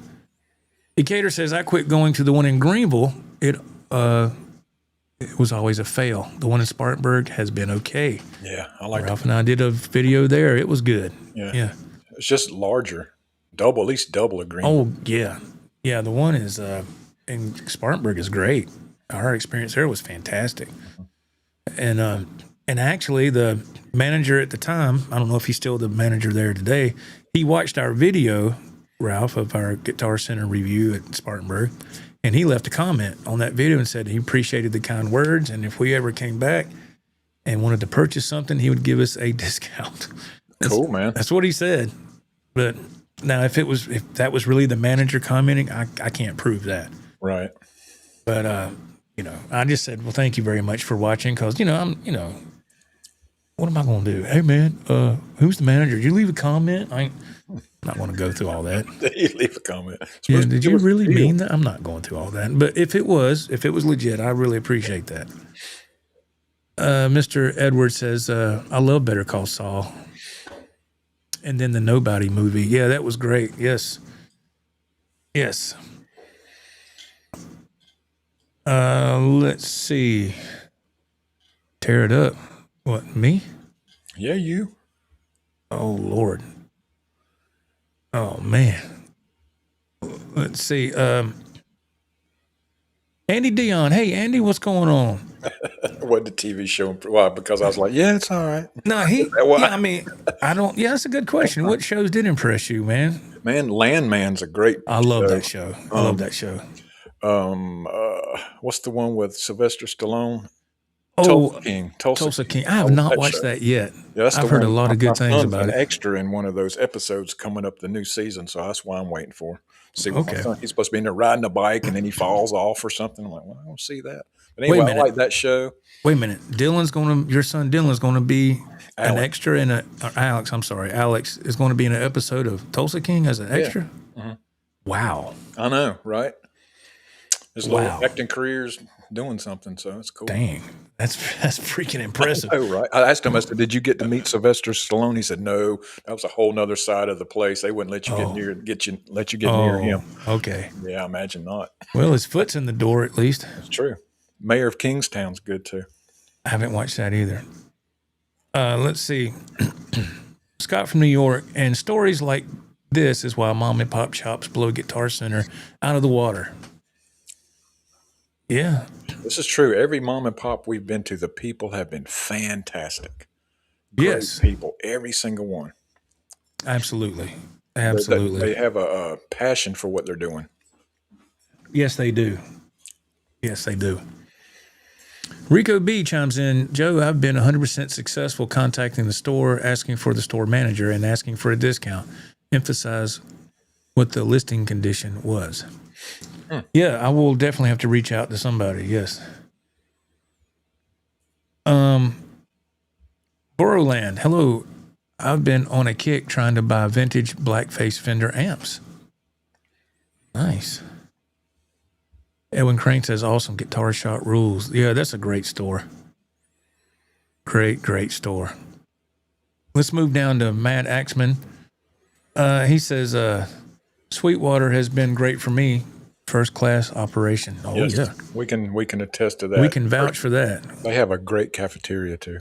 Yeah, Downbeat Cafe. Yeah. Great food. It was very good. I was like, wow. I was shocked. Andy Dion chimes in. Guitar Center was great in the 90s. A lot of stuff was better, though. Yeah, it was. Mr. David Edward, old enough to be born again, G-O-B. Does that mean you're 100? I'm a G-O-B times 2. Yeah. Oh, my goodness. Let's move down to the Virginia Rattlesnake. Hello, how are you? He goes, I've probably gotten my best deals from Guitar Center, but I will say that it is criminal how much gear is damaged or destroyed in shipping because of piss poor packing jobs by the employees. Yeah, this one was kind of, it was kind of so, I was like, wow, they could have done better than that. They just took some bubble wrap and went, that was it. Right. I mean, do they not understand how fragile a guitar can be? Well, the thing that people I don't guess they care, but some of these drivers, they go, whew, they just toss that. They don't care. And if you write handle with care or fragile, they don't pay attention to that. That's like a challenge. Yeah. Handle with care. And they're like, oh, yeah. They'll throw it on the ground. Let me run over it with my truck, see how it holds up. You know, like, oh.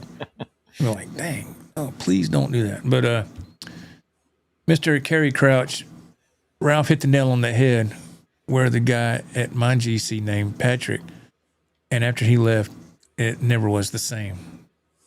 Yeah. And Joni was the only employee from a Guitar Center that I've ever known her name.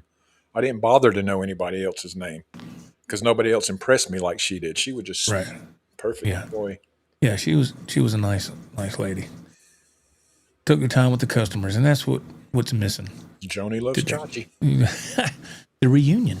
Texo Cali, it's funny because you have to think when new guitars come into GC and hundreds of guitars come through and are always missing the bar, so where do they all disappear to? That's what we're saying. That's exactly what, yes. They're in the multiverse. Yeah, I'm like, there should be a big bag of them in the back. This Yeah. big trash bag full of whammy bars. You know. You know, there's an alternate universe where guitars have 5 whammy bars stuck on there. Yes, it's so perplexing to say the least. Scott Hawk. Hey, Scotty says last time I was in Guitar Center, there was a homeless guy destroying an acoustic guitar, breaking strings and banging on it. Good Lord. What in the world? We call them unhoused. Yeah, You can't say homeless or unhoused. yeah. There's so many things you can't say that. I'm like, what? That is so. What is going on in this country anymore? We used to call them hobos back in the day. Now they're unhoused. I used to call them something else, but Broland, the GC in Memphis has some very good employees and are right there for anything. Now, see there, Cool. There's That's exceptions awesome. to the rule. Yeah. that is fantastic. Yeah, it's like we said earlier, the one in Asheville is top notch, man. Spartanburg, top notch. Greenville, y'all got some work to do. In my humble opinion. It's true. And That's Rouse- just not from we've been there once. We've been there dozens of We've times. been there a bunch of times. Yeah, this is not a one-time visit opinion. We've been there multiple occasions. And we're like, well, let's give it one more shot, you know. Yeah. Let's see. Jet Boy, he goes, the GC by me is a small one. I have to go to 40 minutes to the bigger one. I see Mom staying in there often. Wow. They will close the store for him. Wow. I bet they do. That's awesome. That's I'm going to cool. tell you what, I saw a short with him, I think it was on Facebook, and it took me a minute. I said, is that Yngwie? Because he, which it was apparently, unless it was an AI thing, but it just looked, I was like, he's lost a lot of weight, which is fantastic. But he was in his house. It was a nice house. He's got his leather pants on like he's still in 1987. And his face, he just looks a lot older, but I was like, is that Yngwie or is that a lookalike? I guess it was Yngwie. But I was just kind of like, wow, I didn't think that was him at first. Let's see. Oh, Scott from New York, you love Bojangles chicken. Okay. Yeah, I don't know how far their reach is. I don't know how far their restaurants go, but yeah, they were big here when they opened up. Let's see. Yes, Bloody Soup. I'm a northern boy. I never heard of Bojangles. Yeah, it's a southern thing. Yes, absolutely. I understand. Herb at the Fireside Studio, the older I get, the less tolerance for laziness I have. So, yes, I wear that GOB moniker with pride. It is true, man. It is true. Zero says- tolerance for lazy. Yes, I became that way as well. He says, Ralph, I'm retired too. You get tired of people, or I did anyway. Oh, man, yeah. Yes. I agree with you, sir. Like I said, it was the best thing that I ended up retiring. I would have got fired. Because there at the end, I did, especially it was right there with the pandemic and at the end of the pandemic and the way people treated me, I just gave it right back to them, man. Next thing you know, the managers come back. We just had a customer say that you called them. Yes, I did. All right. Well, I understand. Just don't do it again next week. I just come back over and over, man. Well, Wow. Yeah. stupid. You act stupid, you're going to get stupid. Yeah. Yeah. Some people they think they're above everything. Mr. Kerry Crouch chimes in. We lost our Hardys years ago. There's none around the Detroit area. I miss them. I know one thing that's in Detroit airport, and that's $high white bread sandwiches. I know that. just the basic That'll be sandwich. $28.50. For what? 28. I was like, for this white bread sandwich that you sell in halves? I got a bag of Doritos. I said, I'm not paying that. I don't guess you're gonna leave a tip, are you? I was like, sir, this sandwich I'm buying in halves is $28.50. No, I'm not leaving a tip. Well, you win some and lose some, I guess. That's what he said. Was the sandwich fresh? Was the bread fresh or? It was okay. It was a typical what I call convenience store truck stop sandwich. It was prepackaged and it was okay. But hell, at the time it was good because I was about to starve. So, but it was, it was just, I don't know. Well, I was like, I gotta have something. Edwin Crane, Southern hospitality fades as Northerners run from the states they've ruined. Oh, come on now. Let's don't go there, Edwin. Let's see. Kevin Newman, Orlando. Do you remember Strings and Things in Memphis? Never heard of that. Strings and Things. That's a good name for a store. Scott from New York. Well, since ever since the pandemic, people don't want to work and are lazy. They still expect to get paid for something for nothing. It's true. There's a lot of that. Yes. Yeah, there's a lot of that. They think they're owed something or somehow, you know? Yeah, they're entitled or something. Yeah. I want to get paid, but I don't want to have to do anything for it. Yeah. I've never seen so much entitlement in my life. And it's all the younger people. It's true. Let's see here. Mr. Rod chimes in. He says that I've been waiting for parts for a machine at work since October 2025. My gosh. My goodness. My goodness. Mr. Casey says, when I was a teenager, my band's name was Nickel and Steel. These days, it's more like Rust and... Nickel and Steel, that's pretty cool. I like that, yeah. Rust and Patina. Yeah, wow. Let's see. Let's go down to Cater. Cater chimes in. He says, Guitar Center used online has been great for me. They remind me of Walmart in the 90s. Any problems, they take it back and give a return, no questions asked. Yeah, like I said, my stuff from Guitar Center used online, I've not had an issue with, except for this whammy part that was missing. But other than that, I haven't had a problem. Yeah. Scott from New York, he goes, just don't forget to tip Guitar Center, Joe, for the Miss Whammy part. Yeah. Yeah, if Give him a tip, all right. Yeah. My goodness gracious. We got Mr. Chris Cobb is in the house. Hey, Chris. He says, Joe and Ralph, good to see you as always. Speaking of Guitar Center, here they are about the debut there on... about the debut on brand of guitar. I'm sorry. Sorry if this was already covered a little late joining. No, we haven't covered that. They're going to debut their own brand of guitar. Interesting. Now, you have to help me, Chris. I don't know a lot about the inside stuff with Guitar Center. Don't they have, is their in-house brand, is that Mitchell? Isn't that Guitar Center's? I know they have, if I'm correct, y'all let me know. I could be totally wrong. I want to say Mitchell is a Guitar Center thing as well. So are they going to come out with another brand? That's interesting. I have to check that out. That'd be a reason to go there and check it out. It would. You know, yeah. Mr. Curtis, does Guitar Center sell single strings? Yes, the one I have seen, yeah, they do. My son would get single strings all the time. And I was like, why are you doing that? He goes, because you ever played a guitar and one string breaks if that set is pretty new that you put on? I was like, well, yeah, I have. Yes, that has happened. So he'll buy a single string, like he'll get like 4 or 5 high E strings and 4 or 5 Bs. And the ones that break the most. The ones that are most likely to break. Yeah, he would get those and have them on standby. And I was like, yeah, that makes sense. You ever broke a low E? Very rarely. I have once. Yeah. You know how they're coiled? It's like it don't come uncoiled. Yeah. You know what I mean?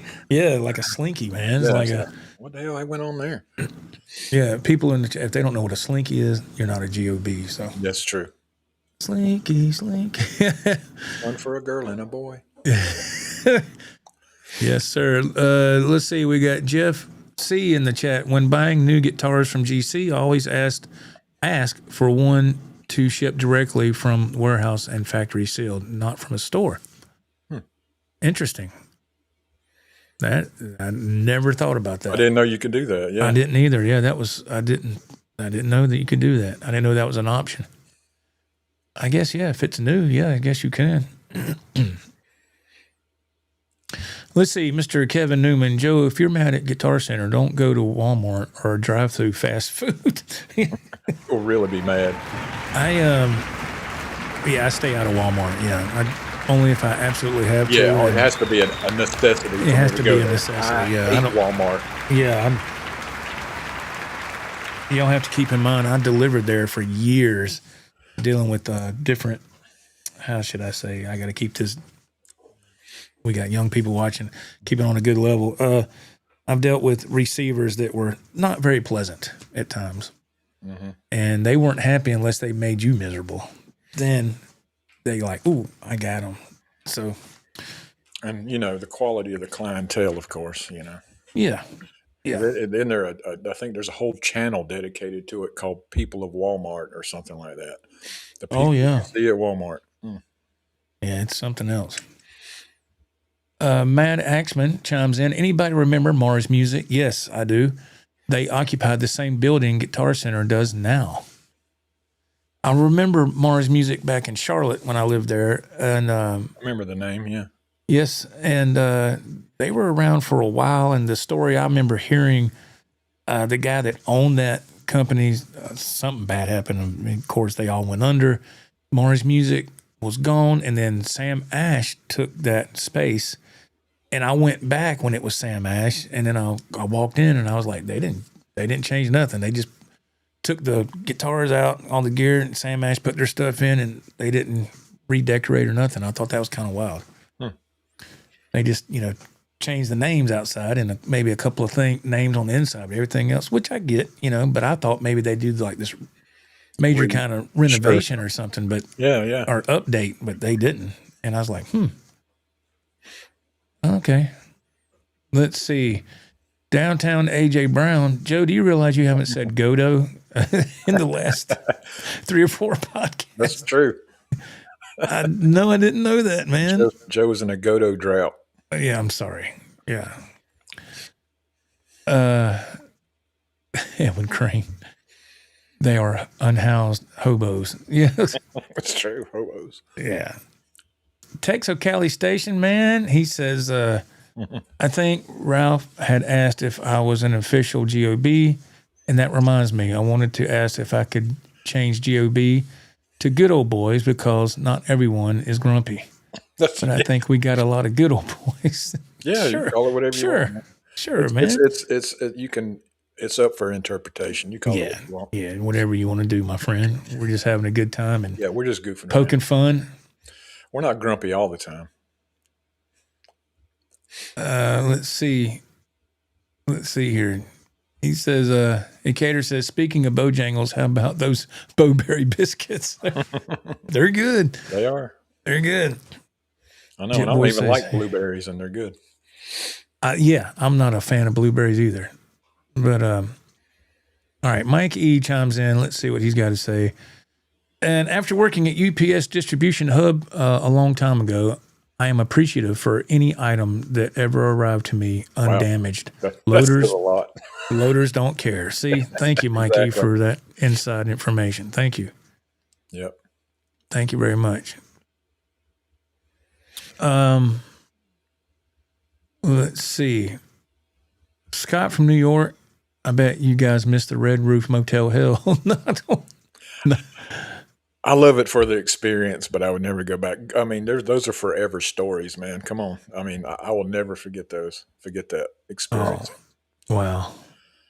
The Red Roof Inn. That was the Red Roof Motel Hell, we nicknamed it. Chip Boy says, I may be able to get you a purple satchel. What? Oh, well. Look at Joe. He said, no, well. In the same breath. No. Well, now he's intrigued. You got him, Chip Boy. You got him. You hooked we just had to see. You got him. We just had to see, man. Oh, Lord. I got to say, I got to keep cool for a while, man. Here comes another one.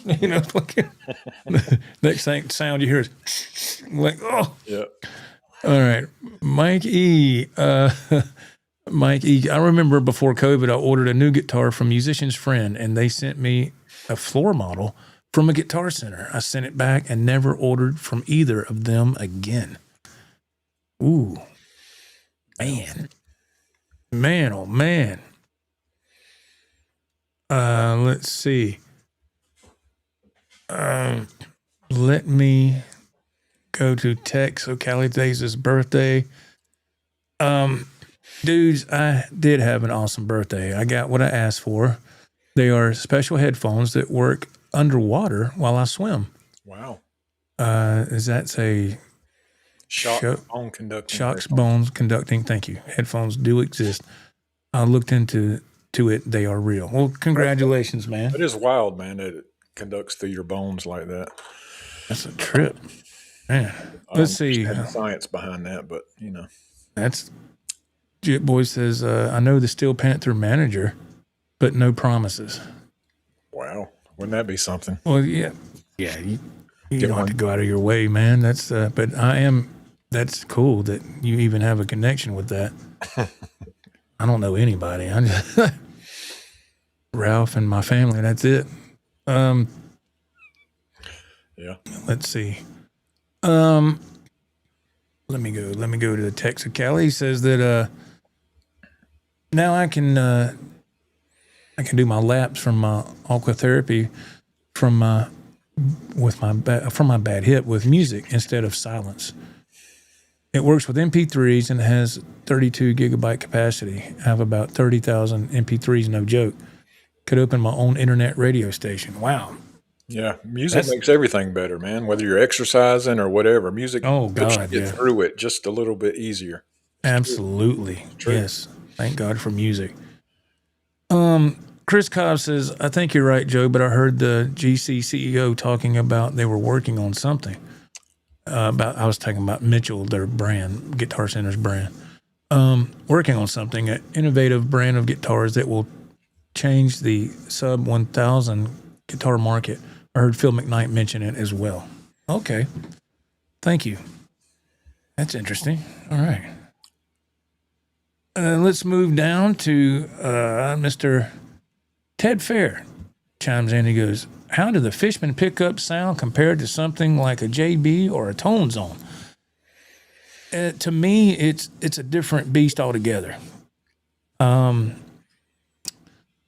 They, like I said, they have a little bit more high end on them, in my opinion. They don't seem as hot.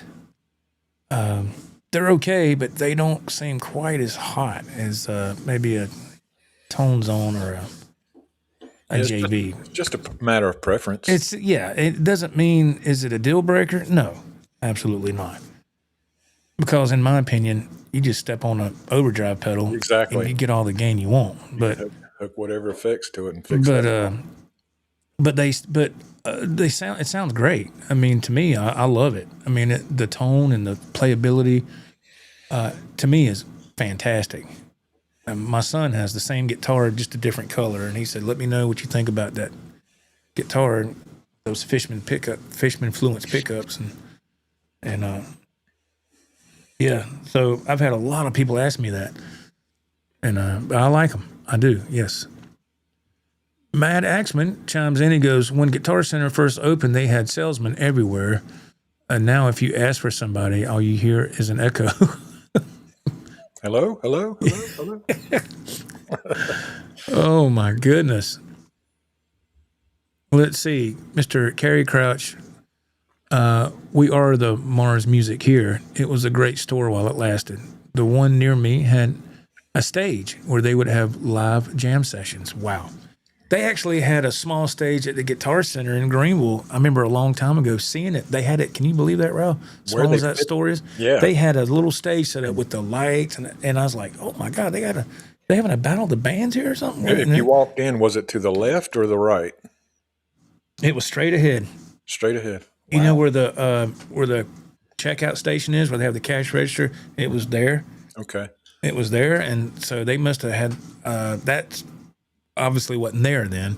And that stage set up right there, and I said, "Oh my God, that'd be cool." And then it wasn't long, man. It was gone. But to me, that would be the ultimate thing. Going to a store and there's a stage set up with lights and all. Right. You can go ahead and just bring your stuff and jam or whatever. Yeah.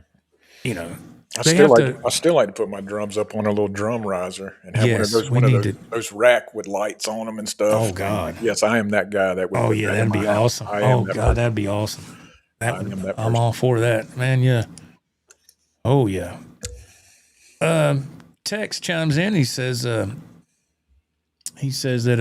we had Sam Ash here in San Diego, and I visited a couple of times. It was almost identical to Guitar Center, but maybe a little nicer, closer and less busy. Sadly, they went out of business, but are still alive online. Yes. Yeah, Sam Ash still has an online presence, but their physical stores are gone. Yeah, that's a shame. It's a shame. I think they were in business for what, like 100 years or something. It was like something spectacular. I was like, that's pretty freaking impressive. Yeah. I guess the internet killed a lot of businesses. I think it did. You can buy it online and stuff. But they Yeah. say people are wanting that in-person experience again, so it's kind of going back that way. People want to actually go into a store and shop. So Yeah. Yeah, I hope it does go back that way. Let's see. Grudge guitars. JRB Aquatic says, hold a grudge. grudge. That's pretty good. Grudge guitars. Hold a grudge today. That is really good, actually. It is good, yeah. Rex McGee chimes in. The employees at my Guitar Center just stand behind the counter, and only if you walk up to them, they'll say anything to you. Yeah, That's about the same. Yeah, that's how it is here. They don't go out of their way to.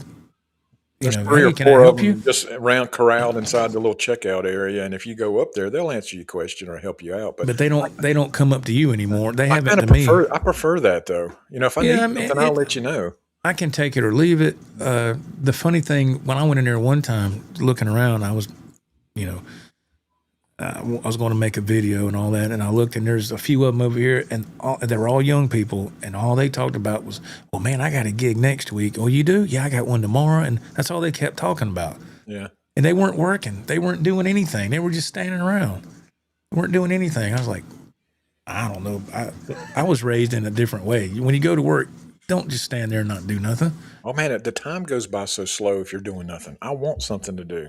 Yeah. I don't care how menial the task; it makes the time pass by. Yeah. Yeah. It's just a different generation, man. You need to go scrub the toilets. Oh, okay. You said no matter how menial the task. Yeah. Okay. Mikey says that new guitar looks great. Congrats. I had to go back and listen to the story of the missing whammy bar. Shake my head.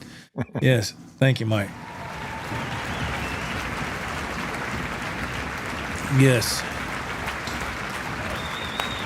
Tex O'Callaghan chimes in. He says that in 2002, I bought an Ibanez S model, $370, in deep violet flat finish from Guitar Center for only $349.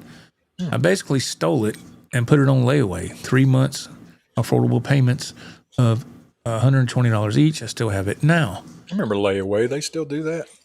That's interesting. Yeah, I remember layaway when I was a kid. That was a big deal. That was the only way I could get something back then. Mm-hmm. Texas Kelly says, then I did the same thing on a made in Mexico Fender Strat. Same thing, only $349, and did the 3-month layaway plan, and still have it. Layaway works great for me. Yeah, I've always been a fan of layaway, man. The thing I like about today, though, is it's not the same, but it reminds me of layaway. You can go through PayPal, and if you get pre-approved, which almost everybody can, you can get pre-approved for 4 payments, and they draft it right out of your checking account, and you go ahead and get the gear, and they just draft a payment like every 2 or 3 weeks, whatever it is, and you don't have to worry about, I got to make that payment. It'll come out on its own. So that's how I get all my gears, on payments. I don't just throw money down. Give me that. It never works out for me that way. Scott from New York, I saw Steel Panther open for Judas Priest. They did more talking than anything else. I think that's part of their act, too. They want their comedy skit or something? They do a lot of that. They do a lot of talking and being silly. Yeah. AJ Brown chimes in. He goes, Joe, you did a fantastic job on the solo for Let's Talk About It. Did it take you very long to learn it? Thank you, man. I worked on it for a couple of days. It's not spot on. I had to look it up online. So I got like 70% of it, and there's just a couple of those licks the Weasel's doing that I just couldn't do. So I had to kind of do my own thing. You got the essence of it. You got the essence. Yeah, I got the essence of it. And then, to my surprise, I went to Roush yesterday, and he said, "Man, you know that song? I just ain't a fan of it." Man, I know. I was telling Joe, like, I got the album. I bought the album, and I remember listening to the song back in the day, but I have literally not heard that song in 30 years. And Joe sent me a video of him playing it, and I'm going, okay, am I just not digging it or what? Let me look up the real song. And I did, and I'm like, yeah, I'm just not digging the song, man. I don't know what it is. But back in the day, I thought it was great. But now I'm just kind of okay. I think it's a good. It's got a good groove going with it because to me it's a really busy song. Your hands are constantly moving. Yeah, the vocals and the rhythm seem to be doing the same thing together. You know They're what I in mean? sync. Yeah. Yeah. They kind of complement each other in like an answer and response type thing. But yeah, I mean, it was fun to play. But yeah, it took me a couple of days to kind of. I guess it didn't blow me away like it did back then. Back then, I was like, "Whoa, man, it's so great!" Well, now, yeah, I don't know what I was expecting to when I listened to it. And back then we would just got into playing. We didn't know anything. We didn't know what a power chord was. We didn't. I'm not saying it's a bad song by any means. I'm just saying it just didn't have the same impact on me that it used to. Yes, I had the opposite. For me, I had a blast playing it, and I was like, "This is a good song." When Joe come over Friday, he started playing some licks off of it. I'm like, oh God, we're fixing to play this song. Is that what we're doing? And Joe said, no, I'm just kidding. No, because I already knew he's not with it. And I was like, wow, if he's not in it, this will be funny. Let me start playing it. Yeah, I did that to get his attention. I did the opening harmonics. Ralph said, he goes, oh, yeah, I know what that is. I was like, whoop. I said, mark that off the list. We ain't playing that one, which is fine. It's not a big deal. Scott Hawk says, I have a set of Fishman open core classics. They sound good. Yes. Liquor Masterflex, hello, man. He goes, Fishman's rock. Yeah, they're a different beast altogether, in my opinion. But I do like them. Yes, I do like them. Let's see. Downtown AJ Brown says, has anyone seen the video where the Chick-fil-A crew made a TikTok video? I saw that. All the girls were bouncing their body parts. CFA fired the whole crew. Young people need to learn how to work. I did not know about that. Yeah, Chick-fil-A responded to that because, people got up, what'd you fire them for? Because they have standards. They have, Right. what I mean? Chick-fil-A is known for a certain thing. They're closed on Sundays for a reason. So the people can go to church with their families. They have a certain reputation to uphold. So yeah, it was trashy, man. It was trash. Like, I'm sure. If it's millennials, it's going to be trashy. I mean, doing that type of content. Yes. It's not. It's I've seen more than once coming back from the beach in the big rig, and you come up to this intersection to take a right, and it takes you to I-95, and there's this big old convenience store there with all these gas pumps and all. I forget the name. Speedway, I think, is the name of it. And I come up there a couple of times. It's like it's probably about 12:30, 1 o'clock in the morning. There's about 30 people over there, and somebody's filming, and they're all dancing in sync together beside the pumps and doing this routine. I'm like, what the hell are y'all doing? By the gas pumps, huh? And yeah, it's I can't go into specifics on here, but it was I kind of looked, and I know I'm a GOB now. As I looked, and I said, yeah, that figures. That's par for the course for that. Yeah. That crew of people. So it's the same thing for Chick-fil-A people. And AJ Brown, that was really random. Keep up the good work. That was random. I did not know that because I don't have TikTok. I'm not a TikTok fan, so I didn't know that. So thank you for that news update, sir. Mad Axman says that the sound in the early days of Guitar Center of drums, guitars, and keyboards all playing something different was something to behold. And well, there's times I'd go in there and you would hear somebody playing and it was really good. And I was like, wow, that's a professional, you know, and people would kind of stop and take notice. And I'm not meaning this to sound bad, but now it's kind of like, oh God, it's bad. I try to steer clear of playing, man. I've told Joe before, when we're out in public, we go to a guitar shop or whatever. I choke, man. I'm choke. Play something. I can't. I don't know what it is. Like I've never played before in my life. Get behind the drums. I don't know what I'm doing. I don't know what it is, man. I just choke. One thing that I started to do for that specific situation is I would come up with a certain thing to play, and I keep that in the back of my mind. So if I know we're going to Guitar Center, and if the opportunity comes up to play, I have something that I can pull out of my hip pocket, so to speak. Yeah, I need to put together a little drum solo to keep just something. Pocket, if it's only 30 seconds, just something that so you don't have that moment. Because I've done that hundreds of times. I hate that. Yeah, I do too. I'm like, it shouldn't be that way, man. You should be able to play something. I mean, I'm telling myself that. Texo Cali says, I need 4 things to test a guitar at Guitar Center: an instrument cable, a strap, an amp, and a pick.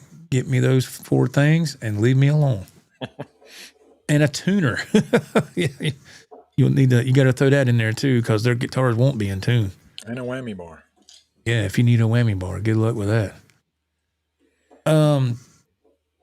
Let's see. Ted Ferris says Sam Ash went out of business because they didn't have a relevant online presence as composed to Sweetwater and Guitar Center. For years, the Sam Ash website was old school and not in a good way. He is correct. They would not conform with the current date of internet. Yes, they wouldn't update. They would not. Right. I think the owner, he was like, I'm not messing with that. And apparently that was their downfall. And so that's sad because they were around for a long time. I only went to maybe 2 different Sam Ashes in my life because they were always just too far away. So, but anyway. Casey Lee chimes in, no layaway at Guitar Center. Okay. Let's see. Scott from South Carolina. I saw a video of the Floyd Rose booth at this year's NAMM show. They are moving production back to the U.S. and have colored Floyds now. Yes, I've noticed that. But I've heard in the past, now I haven't tried one, I've heard in the past that the quality with some of those USA Floyds were poor. That's probably why they're moving it back to the U.S., like you said, Scott. Sure, Scott, you could chime in on that. But are you aware of that? I've heard in the past that those supposed USA Floyds, the quality was not good. So they're bringing it back here to control the quality? I'm assuming. To me, that would make sense. But I guess we'll see. Something to keep my eye on because I'm curious about that. Mr. Rex McGee, yes, I remember Strings and Things in Memphis. I played there in 73 and bought a Rickenbacker 4001 bass, Natural Blonde. It was a great store. Wow, okay, cool. Wow. Very nice, Mr. Rex. Texas Cali chimes in, yes, Sweetwater, basically kicking everyone's tail now. Best customer service by far and good selection. Just no stores locally, but that isn't going to happen. That's not their business model. That is correct. Yes. Right. They got a handle on, they know what they're doing with their current setup. Absolutely. Sure do. They don't need individual stores and, they got it going on. They got it going on. That is, I highly recommend Sweetwater. Yes, their customer service is impeccable. Yes. It is bar none the best. Bill Frank says, good evening. Hey, Bill. Good evening, Mr. Frank. Hello from Detroit, Rock City. Let's see. AJ Brown says, time for Ralph's power to go out. Joe, hit the switch. How would my power go out? I don't know. Last weekend, my internet failed for like 10 seconds, and I didn't notice that till I watched the replay. You watched the replay. I didn't even know it. Everything was fine on this end, and when I watched the replay, my screen goes, and Ralph's going, what the hell happened now? And I was Like I told you, I always assume it's me. I'm always the troublemaker, you know. So when something goes wrong, I'm like, what in the freak's happening now? I was like, So what? because I still, I still see me moving, but I don't see what's going on now. It's always Yeah. it's my fault. I didn't know. Yeah, I was like, what the heck is going on? But let's see. Texas Cali says, best thing that's ever happened to me at Guitar Center was when I was at the counter. A kid came in and wanted to sell a Guitar Center a Boss delay pedal. They were too busy to help him. Offered him $10 and got it. Wow, $10. You stole that thing. Wow, man, $10. Poor kid, man. Should have gave him a little more than that, man. The kid probably didn't know what he had. That's what I was thinking. But I don't know. Maybe he just didn't know nothing at all and just said, "Oh, I'll take $10." He probably don't even play. I don't know. Don't know the situation. But you got a good deal, nevertheless. AJ Brown says my CFA comment was kind of going along with y'all talking about Guitar Center workers, millennials not helping anyone, just staying around talking. That's it. Yeah, I see a lot of that. Yes. Mr. Rex McGee, I remember Maury's music. I played pedal steel there in a store concert with a female singer and her band that was trying to get in on the country scene. All right. Nice, man.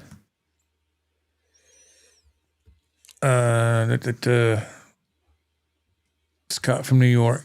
Joe and Ralph, you guys going to be, I think he meant busking. He put busting. I think he means busking. Mm-hmm. When the weather gets nice. I know Joe did, but Ralph, are you going to join in? We hope. I mean, we got a lot of things we'd like to do, but once we get a bunch of songs down and know them inside and out and whatever, I'm up for anything, man. Yeah, we have to stay the course right now with rehearsals and, however long it takes. And, but we would love to do that. Yes. Yeah, we would. I would enjoy that. And I meant to ask you this, man. I'm glad Scott said that. I meant to ask you this, Ralph. When we eventually do play, are you going to have to get, I was going to bring this up. You might already thought about it.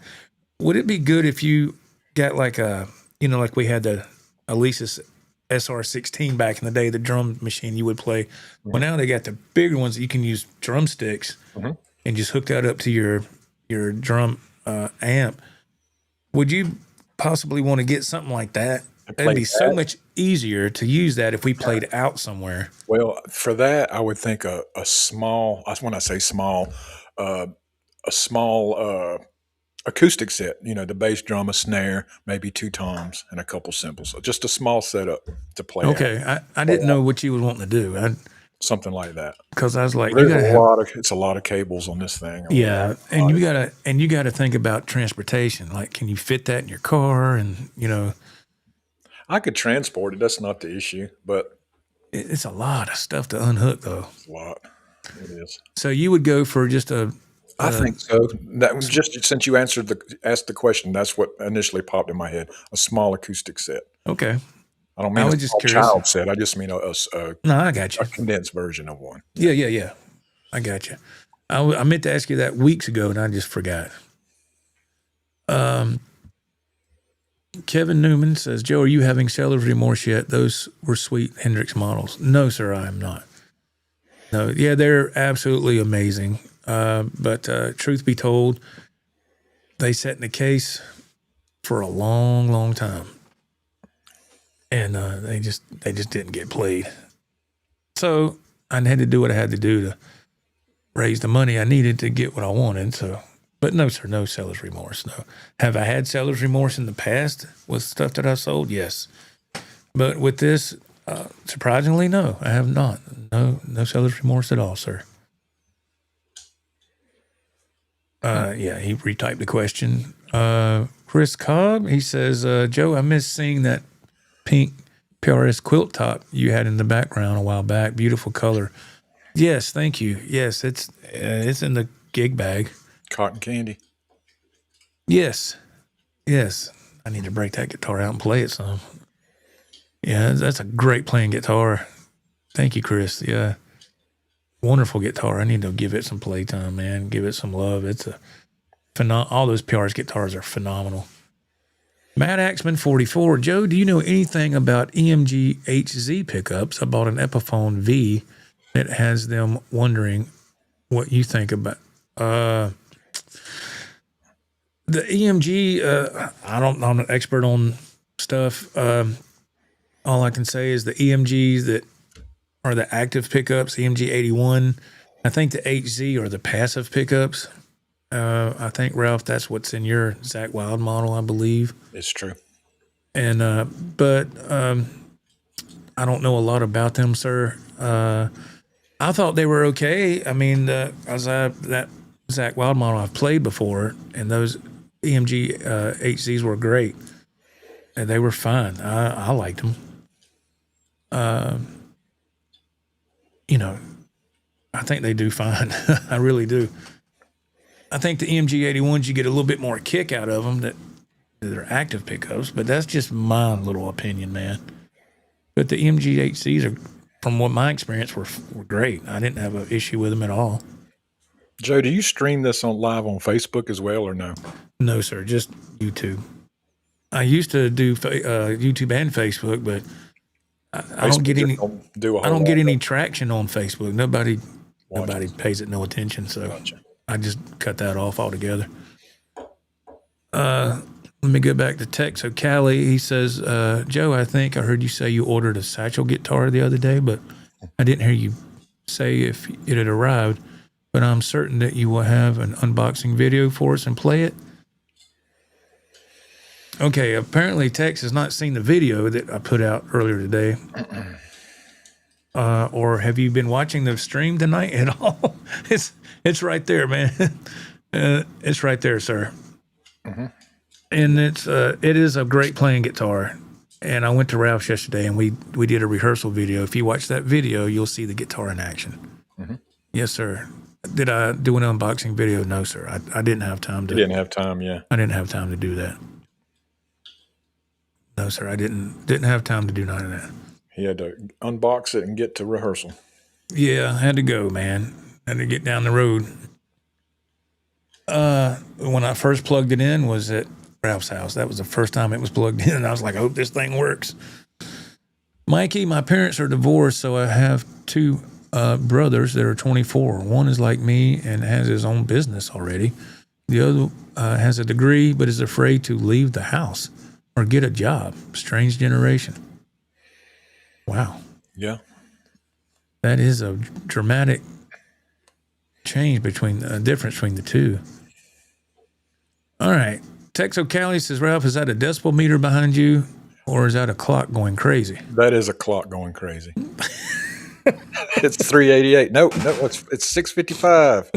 431. No, yeah, that's the decibel meter. Yes. It's a decibel meter. Yes, sir, it is.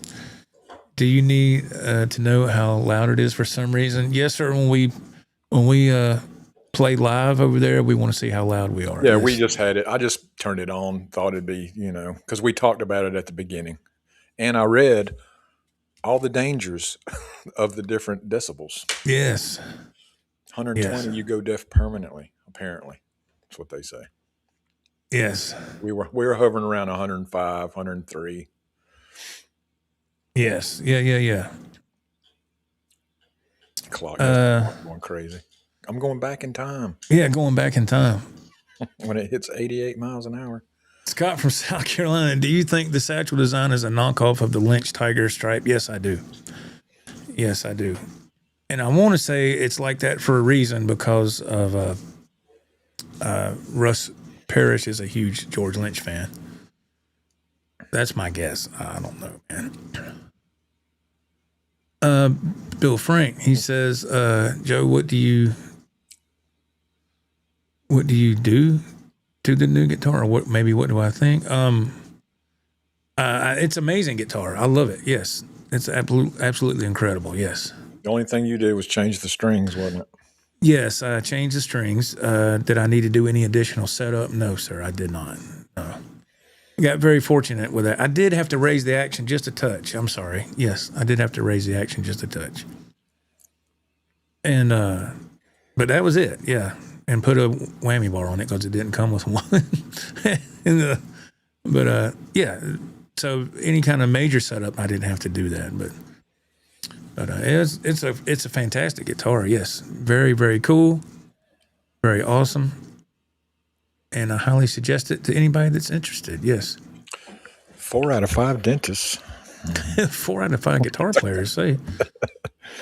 Kerry Crouch, new Mexican fenders hit this week and new Epiphones. Oh, nice. I've always liked made Mexico fenders. They're great. I got quite a few of them. They're not a problem with any of them. And Liquor Masterflex concurs with Kerry Crouch. He goes, the new Epiphones look amazing. Yeah, that's great, man. I don't know what channel this is. I don't know if you've seen it, Ralph, but it came across my YouTube feed. There's this one channel, and you can tell it's AI done because when there's a narration going on and the word that it says, he says the word wrong. Mm-hmm. Like it was supposed to be like, let's say, the band was playing live. Well, when AI reads it goes, the band was playing live. Yes. And I'm like, oh, come on, man. That's how you know. Because it sounds like a real person. I'm like, oh, this is a real person. And then I'm like, oh, never mind. That was the giveaway right there. They say somebody's name very off, Yeah, I know what you mean. Yeah. And so it's there was that channel's putting videos out about Gibson, the rise and fall of Gibson, the rise and fall of Peavey, Kramer guitars. It's got some great, even though it's AI, it's still very informative and nice to watch. The creator had to put a lot of pictures in with the, to make the slideshow. That was a lot of work. And so, yeah, it was really good. It talked about how Peavey did okay. The amps stood the test of time for years, but then when Eddie signed on, they exploded. And then when Eddie left and took that design with him and all that, they kind of started to fade, of course. But it's interesting, nevertheless, to listen to. Really cool. Cool video. Let's see. Virginia Rattlesnake, he says, the Satch reminds me more of the zebra stripe that the PRS that Ted Nugent played in the damn Yankees. Yeah, yes. It does give that vibe, doesn't it? I like the damn Yankees. They had some good songs, man. Sure did. I think that I saw a thing about them. There were just too many big egos in that group. I could see that. It was kind of like a super group. Yeah, it was a super group. Absolutely, yeah. Mm-hmm. Yeah. It was a big time super group, and they clashed a lot. And they say we're out of here. And I was like, wow. They had some good songs, though. Jerry, is that Jerry White? He says, Guitar Center sucks. I'll let y'all read the rest, but thank you for your comment, sir. Yes, I understand. And we welcome all opinions in the chat. All opinions. It doesn't bother us at all. Nope. Doesn't matter. Doesn't hurt our feelings at all. Is that Futura? Epiphone, stainless steel frets are killer. Wow. Okay. Let's see here. Mr. Texocali chimes in. He goes, that Satchel is a pretty guitar. I love the zebra pickups. Me too, man. Yeah, they're nice. That was always a good look and goes well with the nice zebra stripe type or white tiger finish. The neck looks like bleached maple with black hardware. Yes, sir, you're correct. Yes, you are on the money, sir. I'll present myself. You can get a better look. I know it's hard to tell right now. And right there, sir. Yes, it's got the maple neck and the black hardware and the black pickup rings around it. But yeah, the black and white pickups, I think it sets it off very nice. Yes, sir, I agree with you 100%, my friend. Yes. And let me just pop out chat back up here. Let's see here. That's something I've always heard online, Scott. I can kind of see that. I don't know personally. So Ted Nugent is a hard guy to work with. I could see that. I get that vibe from the different things I've watched. So yeah, I can kind of see that. Liquor Masterflex says the Epiphone RD in Pacific is so unique. Really would love to get my hands on the wine colored one. That's nice, man. Epiphones are nice, man. I've got a couple of them. I haven't got them out of the cases in a long, long time. But do we need to make that video again, Joe? Me no, pulling sir. all the Oh my God. pulling them all out. Oh Lord, no. That was. I felt more for you than I did. Ralph was getting the case out. How many more we got? Ralph was literally sweating when we. I was literally sweating Because I didn't have an AC in here at the time either. Joe said, "You're dripping on my guitars. Cut it out." No. Ralph was like, "Let me go get some more." I was like, "Okay." Yeah, damn, that was a long time ago, man. It was. That was a while back. Mr. Bill Frank chimes in. He says, for the damn Yankees, the music label told them to break up. They said that style of music is not in anymore, and grunge is what is in. So they made them break up. Huh. All righty. Yeah, that is interesting. I believe that was around that time. So yeah, it was. I believe I do believe that, and I also heard that there were big egos, and that contributed to it. But I wasn't there. I'm just telling you what I heard from the internet. At the end of the day, they're still rich. Yeah, we'll quit. We're rich anyway. They're good. Yeah. It was. There was some great music back then, man. Great music from a lot of bands that once in a while I will revisit today sometimes. Mike E, I vote for a new updated guitar collection video. Oh my gosh! Well, we'll have to. I have to do one at Ralph's. We need to do one at his. And whenever I have time, do a video there if he approves of that. Yeah, that's fine. And we will do something because a lot of people have asked about that in the past.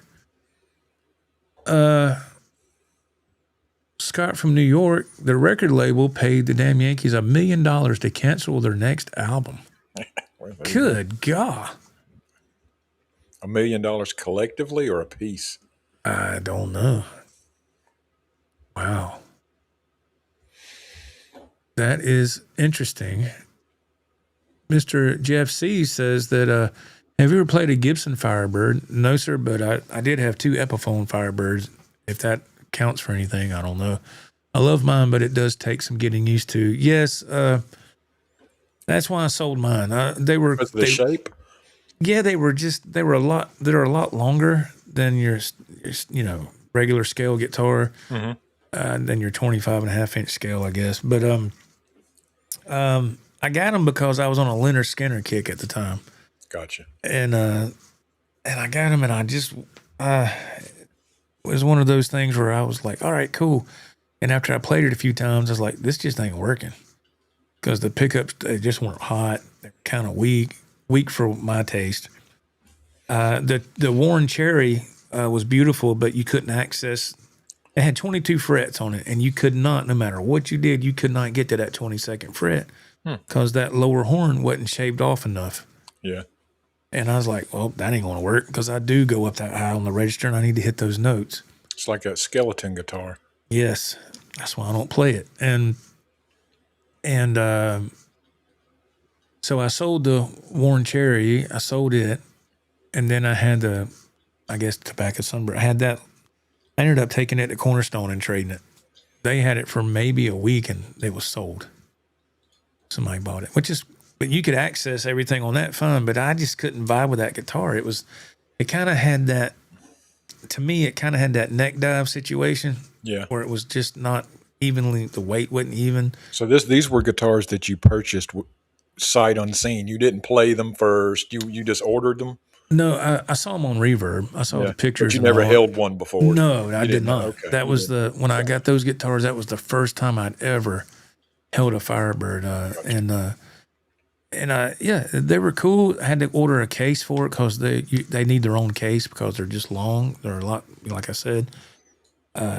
So when I traded that guitar, and the case went with it, because what am I going to use the case for? It's for that guitar specifically. So Bill Frank said, I got a lot of noise going on. This is just household conversation. It says so in the book. Just from 0 to about 60 is just household conversation. Oh, yeah. Yeah. Yes. Let me see. Let me go right here. Whoops. We'll get ready to wrap this up. I didn't know we were this far in. I apologize. Damn Yankees were great. They had a right winger, moderate, lefty, and a drummer. Guess he's talking about political views there. Texo Cali, I like Damn Yankees a lot. They were a super group. Bass player was Jack Blades from Night Ranger, Tommy Shaw from Styx, guitarist and vocals, Uncle Ted on guitar. Forgot who the drummer was, though. Tommy Shaw's a great musician, man. We saw Styx. There was a bunch of bands together, and Styx was one of them. And I feel like Tommy Shaw held that band together, man. He's just so good, man. He is great good. Singer, great guitar player. Fantastic. Yes. Yes, fantastic. Kerry Crouch, I was listening to, I think he meant Hair Nation, today on Sirius XM while driving around. I felt like I was back in the late 80s. Good times. Yes. I used to have satellite radio, and that was one of my favorite stations. Yes, that's what I listened to. An Aussie station. Yeah, was it the Boneyard, or was it something? Aussie's Boneyard, yeah. Aussie okay. Boneyard. Yeah, okay. Let's see. Matt Axman, he says Styx shot themselves in the butt with that Mr. Roboto crap. Mr. Roboto. Yeah, I remember when that song came out, and I was like, this is kind of weird. I think the singer of Styx was the issue in the early days. He controlling, and he wanted these big, I don't know these big songs, that big productions, and I think operatic themes. Yes, exactly. And everybody wasn't into that, Right. Yeah, they kicked him out, and he was gone. Mr. Brian Jackson chimes in. Hey, Brian. He goes, Joe, who would you consider to be the top 5 influential guitarist for the both of you? Let's see. Starting from number 1, I'd say Eddie Van Halen, Jimi Hendrix, Eric Clapton, Buddy Guy, Steve Ray Vaughan, and B.B. King too, but you said 5. So what about you, Ralph? Eddie Van Halen and Zakk Wylde. I don't think people give Zakk Wylde the credit he deserves, man. He's a fantastic player. He is fantastic, yeah. I just love his style, man, with the harmonics and the pinch harmonics. I just love that. And I mimic that. That was when I first heard those, I was like, holy crap, how does he do that? And then, you learn how to do it. And I was just one of the things I incorporate into what I do. Yes, and you do it very well. Scott from New York, why do you think Dennis DeYoung is not with Styx anymore? He didn't want to go with that Mr. Roboto, but it was all his idea. Yeah, I didn't follow them that closely, but I wasn't a big fan of. They were okay, but I just wasn't a big fan of them. Yes, about the decimal meter. Ted Fair says, anyone here like Kenny Wayne Shepherd? Blows my mind that he got a record deal at age 16. I remember that years ago, yeah. He's a phenomenal guitar player. He's got a lot of that SRV in him, too. That influence. Texo Cali says, I got to meet Brad Gillis, a Night Ranger, at the NAMM show in Anaheim. I was at the Fender booth, and I turned around, and there he was. And I got a picture with him and an autograph. Really cool guy. That's awesome. He seems like a really down-to-earth person, too. Let's see. American musician and artist. He was a founding member of the Damn Yankees and is current drummer of Leonard Skinner. Oh, Michael Cartellone? Cartellone? I guess. Born in 1962. Cartellone. Okay, interesting. Thank you. Let's see. Leonard Skinner. Yeah, I enjoy Leonard Skinner too. I've always liked them. Yeah. I like Skinner. Yeah. Yeah, I like Skinner. They got some good songs. Virginia Rattlesnake, I don't mind Sticks when the goofy keyboardist isn't singing. Oh, okay. Man, yeah, he was, when we saw Sticks, that singer that got kicked out, he was back. He was? Pretty sure that was him. He was spinning his stupid piano around and playing backwards, and I mean, what is he doing, man? He distracted from the show, honestly.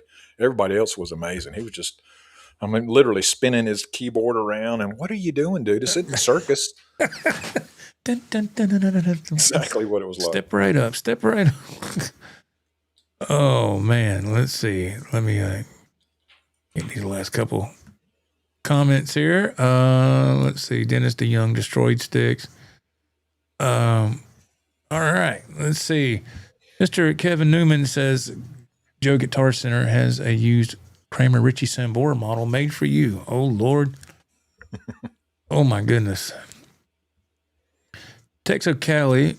I forgot one more cool thing that happened to me at Guitar Center. I went in there one time to look around, and they had the legendary Jimi Hendrix engineer Eddie Kramer in there as part of the Red House tour. Man, that's cool. Eddie Kramer. Yeah, man, he's produced a lot of stuff. Mainly for Hendrix, yeah. Eddie Kramer was showing photos he took of all the musicians he worked with and doing a Q&A. I got to meet him and get a photo and autograph at the end. That's awesome. That's history right there, man. You got a piece of history forever. That's awesome. All right. Rico B says, Ralph and Joe, have you ever watched the new Zach BLS video Ozzy song? Yes. I haven't. I like it. I wasn't sure how I was going to be about it. He's calling it Ozzy's song, but it's good, man. It's good. And what I like with his Black Label Society, when they play some Ozzy songs there at the end. Yeah. I like that tribute to him. Right. That's cool, man. User Kid, what's going on, man? Zach stopped by the local radio station here years ago.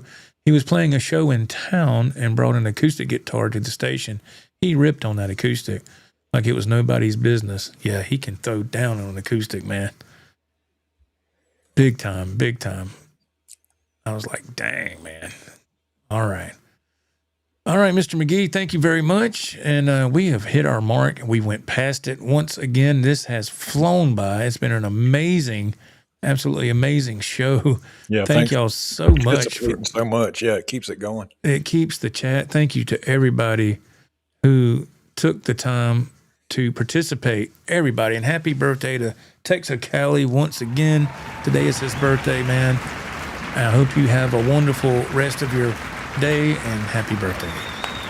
I think birthdays need to be celebrated. I think that's a fantastic thing because you never know how much longer you have here. It's true. So I think it's a wonderful thing to do. But Ralph, is there anything else you'd like to address? No. I'm sorry, man. No, nothing. The password is no. All right. Oh, man, if we didn't talk about it on this show tonight, I don't think there's nothing to be said. Okay. I just didn't know if there was something maybe, you want to address or maybe I forgot. Keep your noise under 120 decibels. Yes, please. We don't need Ralph's ears ringing anymore. Thank you, everybody who took the time to comment on the Joe and Ralph rehearsal video. That's something we're looking forward to doing more of and just jamming in general. But y'all tagging along for the ride makes it even more special. So thank you so much for doing that. And a big shout out to Dylan, down the street Dylan and his dad Lenny for showing hospitality to me today when I got to visit. They were very kind. So we'll have to get more talks going about a video with them, which they have agreed to do that. Ralph's agreed to it. We just got to figure out what we're going to do and get stuff lined up to do that. I think y'all would enjoy that video. I know I would. Yep. Once we get the contracts made out and the pay figured out. We'll get all the legalities out of the way. Yeah. All right, y'all. Thank y'all so much. I'm Joe. I'm Ralph. And y'all stick around for the next video. If you're not subscribed, please hit that subscribe button and ring the bell. You'll be notified of all videos coming out on this channel. And if you are a member, thank you so much. I didn't get a chance to read the members' names tonight. I'll do it next time. Thank you so much. There is member content out there for you guys as well. I just put out a new member video a few days ago. Thank y'all. We'll see you next time. Thank you and good night. See you later.